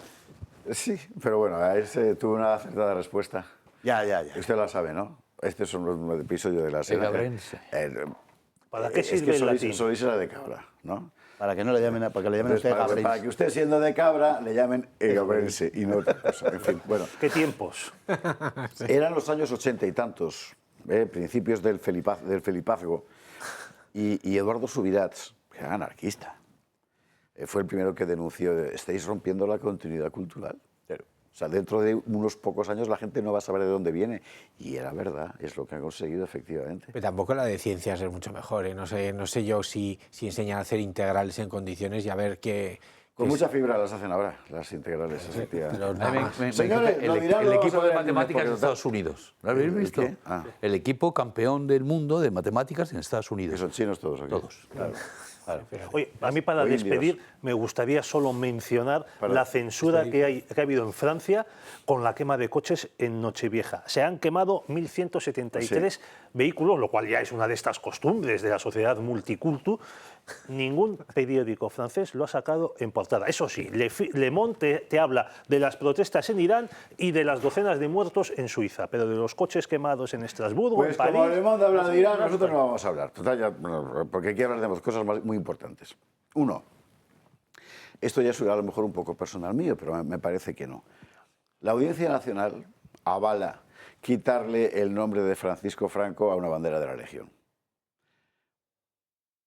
O sea, sí, que Franco es el cofundador de la Legión. Había una bandera, que es un batallón para entendernos, de la Legión que llevaba su nombre, como es lógico, igual que la 10ª es Millán Astray. Pues nada, que se la han quitado. ¿Por qué? Porque era Franco. Y me parece que es importante recordar por qué está mal. Dos, que es el 2 de enero y hay que hablar de la toma de Granada, claro. Así que nos vamos a la publi de Irán, hablaremos el lunes, seguramente con más información sobre lo que hay, y volvemos enseguida. Sí. Estamos de vuelta y hay que contar una cosa que me parece que es de sentido común. Dentro del delirio absoluto de la memoria histórica, como usted sabe, está la damnatio memoriae sobre el nombre de Francisco Franco, que no se puede decir ni en el chaval ese del Madrid, que se llama, es del Madrid, ¿no? Franco Mastaltón. Que cuando sale del campo la gente grita Franco, Franco, Franco. Bueno, decir más tonto no. La carrera militar de Franco es inseparable de la guerra del Rif, como la de tantos otros militares españoles. Es una guerra hoy prácticamente olvidada, fue la guerra de nuestros bisabuelos. Muchos, miles de españoles y de marroquíes que combatían para España se dejaron allí la vida. Y dentro de ese contexto hay un episodio particularmente brillante, glorioso, etcétera, que es la fundación de la Legión. Por orden del entonces ministro Villalba Riquelme, con un líder nato, que era el entonces teniente coronel Millán Astray, que escoge un segundo que es Francisco Franco. Y lo escoge porque la verdad es que era el polo opuesto de Millán Astray, porque Franco era un tío ordenado, frío, organizador, etcétera, ¿no? Bueno, la noticia, en Melilla había una bandera de la Legión que llevaba el nombre de Francisco Franco. Bandera quiere decir, en el mundo legionario, como en el paracaidista, un batallón, ¿no? Bueno, pues nada, que se lo quitan. ¿Por qué se lo quitan? Pues porque se llama Franco. Aunque sea comandante Franco, da igual, se lo quitan. ¿Sabe usted por qué se llama Franco? Pues porque en 1921, cuando el desastre de Anual, que ha sido el mayor descalabro militar de las armas españolas en no sé cuánto tiempo, ¿verdad?, la situación es tan grave que las cabilas rifeñas están a punto de tomar Melilla. Entonces el mando tiene que allegar toda la fuerza disponible, esté donde esté, empezando por la Legión, que entonces es una unidad todavía que se está fogueando y que está en el otro lado del protectorado, está en el occidente. La Legión desde donde está, cubre 100 kilómetros a pie. Bueno, los famosos 101 de la Legión para llegar a toda prisa a Melilla, a pie, barco, desembarcan en Melilla y salvan la ciudad. No solo la Legión, había otras unidades también. Y al frente de la Legión iba el comandante Franco. En fin, lo lógico es que el nombre del héroe militar permanezca en una unidad militar. Pues no. Yo qué quiere usted que le diga. Entiendo las razones políticas, pero decía un imbécil el otro día, perdón, decía un respetable ciudadano el otro día en X, al fin y al cabo el comandante Franco no deja de ser el dictador Franco. Pues no, cariño, no. Incluso en ese caso es que todavía no. Lo que es un señor que después de pegarse una panzada descomunal y medio muertos, desembarcan y medio muertos desfilan a toda leche, cruzan la ciudad y se van contra los moros. Y eso fue lo que hizo la Legión. Insisto, otras unidades del ejército español también en aquel momento habrían pasado a miles de melillenses a cuchillo, como los estaban pasando a los soldados en el campo de batalla. Y eso lo salvo. La ciudad de Melilla puede hacer lo que quiera, pero después de esto, mis queridos amigos de Melilla, y con todo el cariño lo digo, esto va fundamentalmente por sus gobernantes, la próxima vez os va a salvar Rita. Claro. En fin. Bueno, hala, pues vuestro el tema. Bueno, hombre, yo lo siento especialmente porque, hombre, mis padres, parte de esas unidades creo que eran regulares, me imagino, y junto con la Legión, mi padre estuvo años después, cuando en el 57 y tal, en los regulares. Y a mí me duele especialmente porque hombre, mis padres se casaron allí. Tuvieron parte de mis hermanos en Melilla y es increíble que se haga esto en un sitio como Melilla. Vamos, quiero decir que haga esto el ejército y que lo sufra Melilla. Pero bueno, es que si toda esta gente que luego, los militares especialmente, que luego cuando se retiran, eso sí, ahí entonces empiezan a decir, y yo soy porque yo me he callado mucho, pero aquí voy a decir en medio de esta cena que yo el día siguiente había que coger esto. Bueno, pues todos esos militares tienen la oportunidad, mientras son militares, de decir esta boca es mía, y no lo hacen. A mí me gustaría decir que, vamos a ver, todos estos hispanistas, que los hay muchos y muy buenos, y les abrazo fraternalmente a todos ellos, que hablan tanto de la leyenda negra, y lógicamente con acentos de queja, porque es lo que corresponde, como una imputación injusta a España a lo largo de su historia y en lo mejor de su historia, están siendo testigos de la elaboración de una leyenda negra en nuestra época, que es la leyenda de Francisco Franco. Sí, es verdad. Una leyenda negra. Y no levantan la voz, muchos de ellos, ante cuestiones tan elementales, no ya para las causas que defienden, que también, sino sencillamente para la gallardía personal de ellos y ellas, acerca de cuestiones como el Valle de los Caídos o la retirada del nombre de Franco de una bandera de la Legión.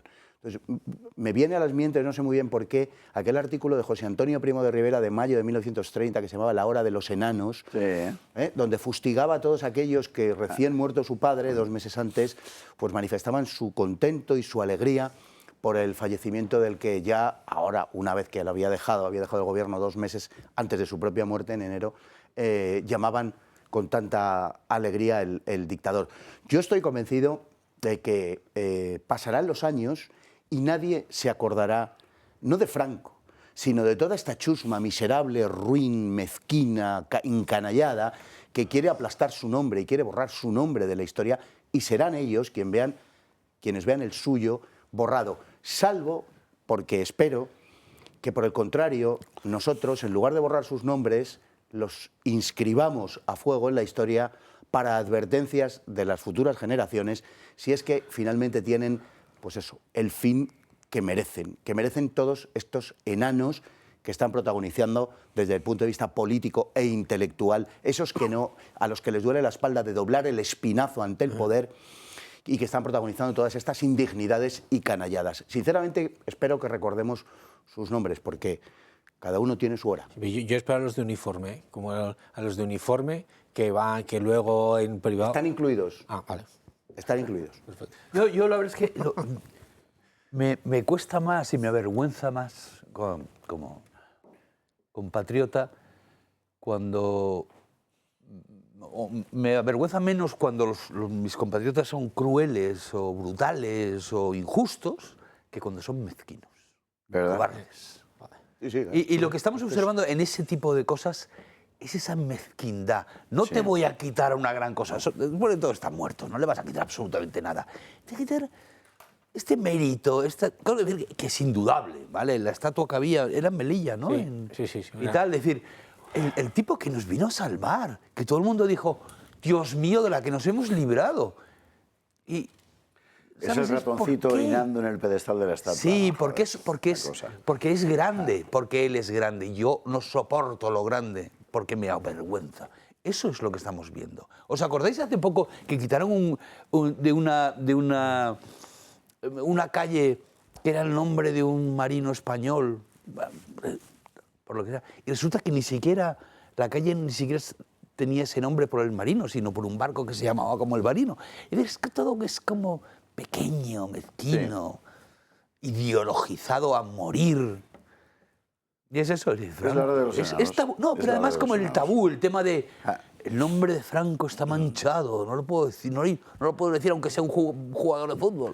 No, es que estamos en una época que recuerda mucho el patético siglo XIX español, en el que enormes desconocidos, estilo como los que ha mencionado Fernando Paz, pues ajustaban cuentas pues, con los reyes católicos, con Carlos V, porque había destruido en los comuneros la posibilidad de que Castilla fuese la primera democracia europea, occidental, parlamentaria del mundo mundial, etcétera, etcétera, que se metían con Felipe II, con los Austrias.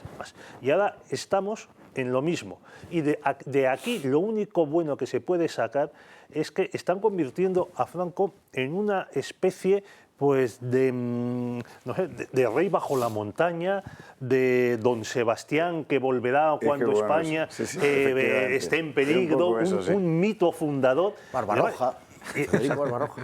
Y que esto lleve a la gente a leer y a informarse más sobre Franco y sobre su época. Porque la verdad, yo sinceramente, cuanto más comparo a Franco con los Sánchez de turno, los Puigdemont, los Nocilla y ni sé cómo se llama el que está ahora en el País Vasco, de Lendakari, Pradales creo que se llama, y tal, digo, bueno, pues yo más asombrado me quedo por la talla intelectual de Franco, que sin moverse de España consiguió que viniesen aquí personajes como Eisenhower, que había vencido a los nazis, que había tal, Ronald Reagan cuando era gobernador de California, Adenauer, Nasser, De Gaulle. O sea, y aquí, ¿cuántos meses llevamos sin que venga una visita extranjera a darle la mano a Pedro Sánchez?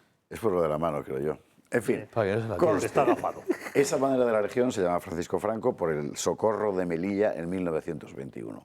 Se llama así por eso, y porque Franco fue evidentemente pieza clave en la fundación de la Legión y hasta hoy. Bueno, vale, sí, está prohibido que se llame Franco una bandera de la Legión. Solo la prohibición agiganta la figura del militar. En fin. Bueno, Publi, venga, que tenemos que hablar, es que hay demasiadas cosas aquí en la mesa ya, que tenemos que hablar de la efeméride del día, la toma de Granada, la reconquista de Granada el 2 de enero de 1492. Repicaron las campanas de Canterbury, por ejemplo. Publi, y después lo vemos. 2 de enero de 1492... Granada vuelve a ser cristiana y entran, por cierto, los reyes católicos y todo el mundo detrás, incluido el gran maestre de la Orden de Santiago, sin disparar una sola flecha. Después de un larguísimo asedio, es verdad, la ciudad enteramente devorándose a sí misma, es verdad, fundamentalmente porque la oligarquía de la ciudad estaba tratando de encontrar la forma más rentable para ella de poder entregarlo todo y marcharse. Y en esas estaba Boabdil. El hecho es que a partir de aquel momento toda la península ibérica volvió a ser cristiana. Pues muy bien. Yo estoy deseando oíros a los historiadores. Como yo no lo soy, voy a decir solamente una cosa, ¿vale? Lo que daba la sensación a los que no sabemos nada y lo miramos desde fuera y eso es es como que si, bueno, ya hemos perdido ese interés de cruzada, de reconquista, y Granada nos viene muy bien porque nos paga parias y está muy bien y tal. Tenía que llegar efectivamente unos que recuperaron y dijeron, no, vamos a dejar toda la península, los vamos a echar de aquí, a todos. El retraso en la reconquista no solo se debió a las parias que pagaba el Emirato, que eran muy rentables, sino también a que había una gran concentración de población dentro de ese territorio y que además era un territorio muy abrupto, por tanto habría costado mucho la conquista durante los siglos pues, 13, 14, sobre todo el 14, pues se siguen viviendo en lo que se llamaban los reinos de Sevilla, de Jaén y de Córdoba, pues seguían sufriéndose las aceifas, las algadas, las cabalgadas que hacían los moros para conquistar territorios, saquearlo, apoderarse de esclavos y similares. Era una zona muy peligrosa, poco poblada por parte de los cristianos y que a su vez tenía mucha población concentrada en un territorio muy pequeño, con lo que habría sido muy difícil de conquistar.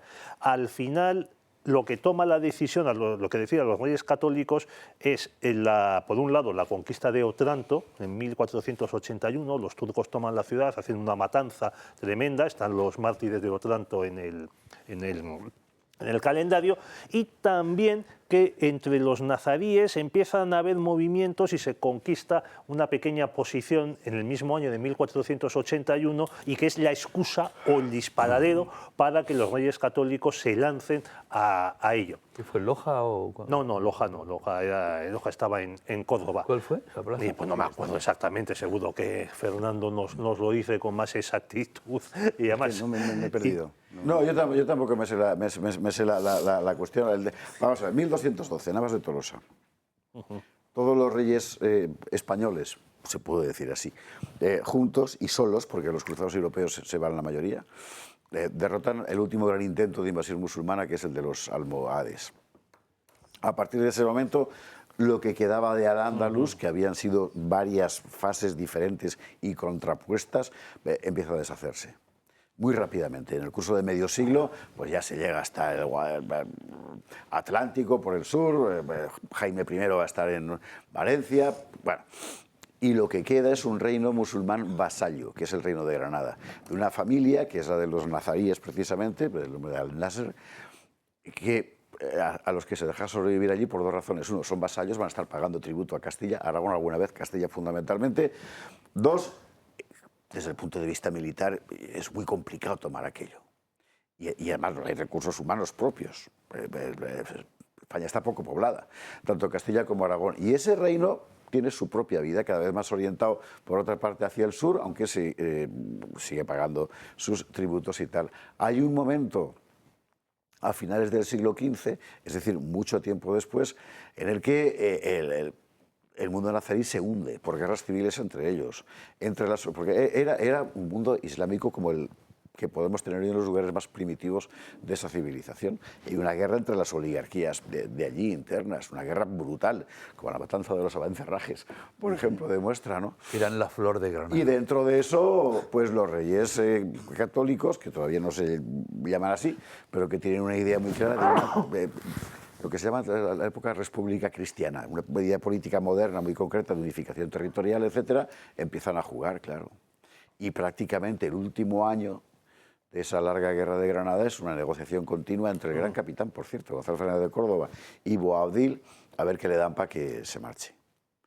Le dan unas enormes extensiones en las Alpujarras, ¿no? Que es lo que a él le gustaba, cazar y las señoras, ¿no? Y luego las vendió a los reyes católicos cuando se cansa y se fue a Fez, que es donde muere en 1533. ¿Y dónde está su tumba que se puede visitar? Sí, la ciudad que toman, y que no me salía el nombre, por la que preguntaba tanto Carlos, es la toma de Zahara, por el sultán Muley Hacen en 1481. ¿De dónde viene el nombre del pico Mulhacén?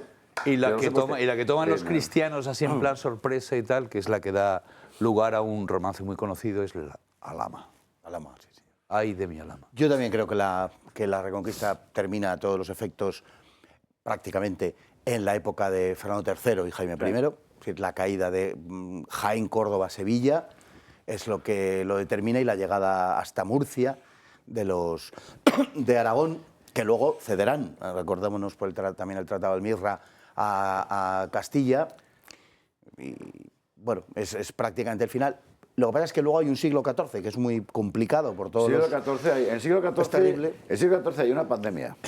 Pero de verdad, que es la peste negra. Que en el Reino de Aragón, más de un tercio de la población palma. Bueno, y en Castilla también. Y hasta un sobre todo 70%. En algunos lugares de la corona, lo dice Alfonso el Magnánimo. Claro, hay un cambio climático, porque empieza la pequeña edad de hielo, empieza realmente ahí. De repente, de un año para otro, hace un frío de narices.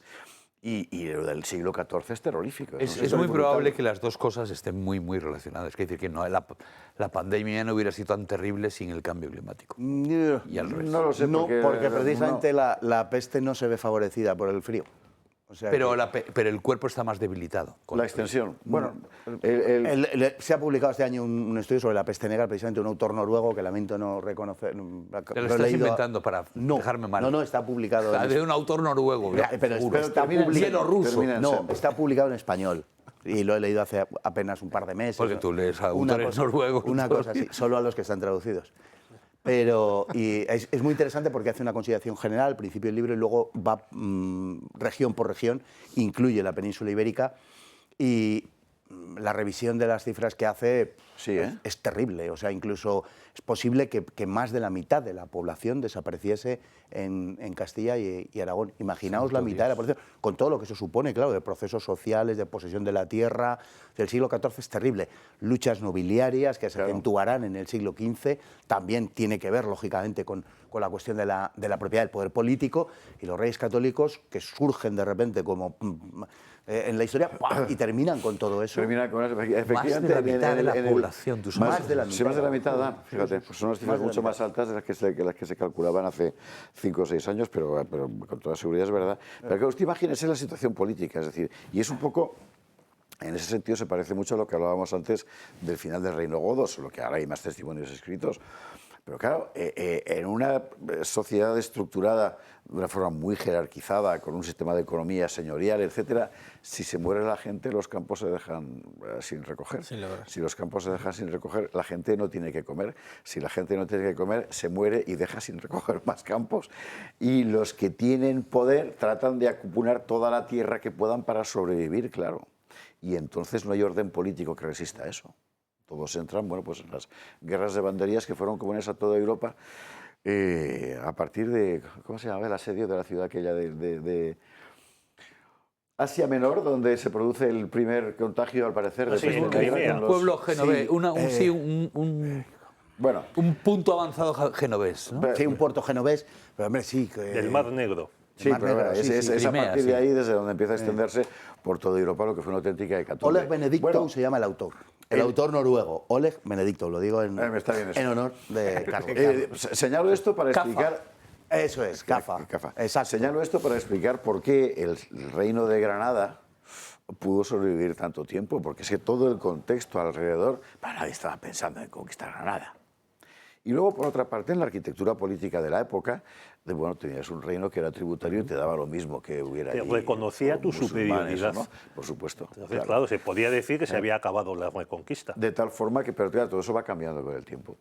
Y llega un momento en el que no tiene ningún sentido la existencia del Reino de Granada, ni siquiera para la propia oligarquía que gobernaba el Reino de Granada, que por eso empieza a pelearse entre sí, porque hay otros muchos lugares que les interesan más, al otro lado del estrecho, siendo muy rica, sin embargo, como era. Hay un temor que les acompañaba a los reyes católicos en este caso y que se proyecta sobre los siguientes reinados, y es la posibilidad de que a partir del Reino de Granada, convertido en cabeza de puente del Islam en la península, se pudiera reactivar precisamente la presencia como había pasado en 3 ocasiones anteriores, 2 muy significadas, los almorávides y almohades, y por eso, entre otras cosas, los reyes católicos conciben sus campañas en el norte de África. Si no hubiera sido por el feliz viaje de Colón, la travesía del Atlántico, probablemente se hubiera proyectado Castilla sobre el norte de África. La historia española cambió muchísimo. Era la idea. Claro, era la idea. Hay que recordar que el norte de África no había sido siempre musulmán. que antes fue romano y cristiano. ¿No? La España, de la Mauritaria gitana. Y el reino de los vándalos.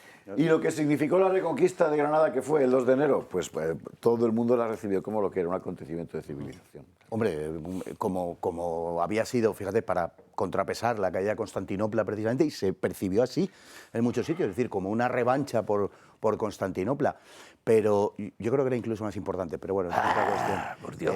Bastante, el Imperio Romano, lo último, 2000 años. Bastante más importante. Dios. Por cierto, muchísimo más importante. No, quiero decir que, de verdad, es que esto, estamos en el 2 de enero y estamos en la conmemoración y la celebración de este suceso, de este evento histórico. Hablábamos hace poco de que a Franco le han quitado el nombre de una bandera le han quitado el nombre de Franco, comandante Franco.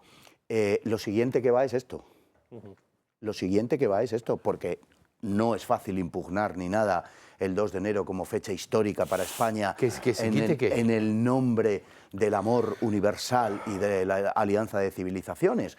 Lo digo, repito, hombre, insisto, se puede mantenerlo, pero como día de luto. Y abundo en el asunto es que de lo esos quieren historiadores sustituir. que viven en la Torre de Marfil y que no quieren ese compromiso que les pueda salpicar y manchar. Que les pueda afectar en sus carreras profesionales Efectivamente. y en sus trienios. Es que hay una asociación desde hace más de 20 años, Granada Abierta, que no para de dar la lata con este asunto, y además que en la que están metidas las izquierdas, Llevan todas mucho tiempo ellas, con eso. están metidas también los andalucistas, están metidos pues anticristianos, gente que reniega lo que tú has dicho alguna vez en este programa, la anti-España, que califica esta fiesta de franquista, por supuesto, reaccionaria, nacionalcatólica, casposa, xenófoba, islamófoba, todos los pecados que puede cometer un español hoy día.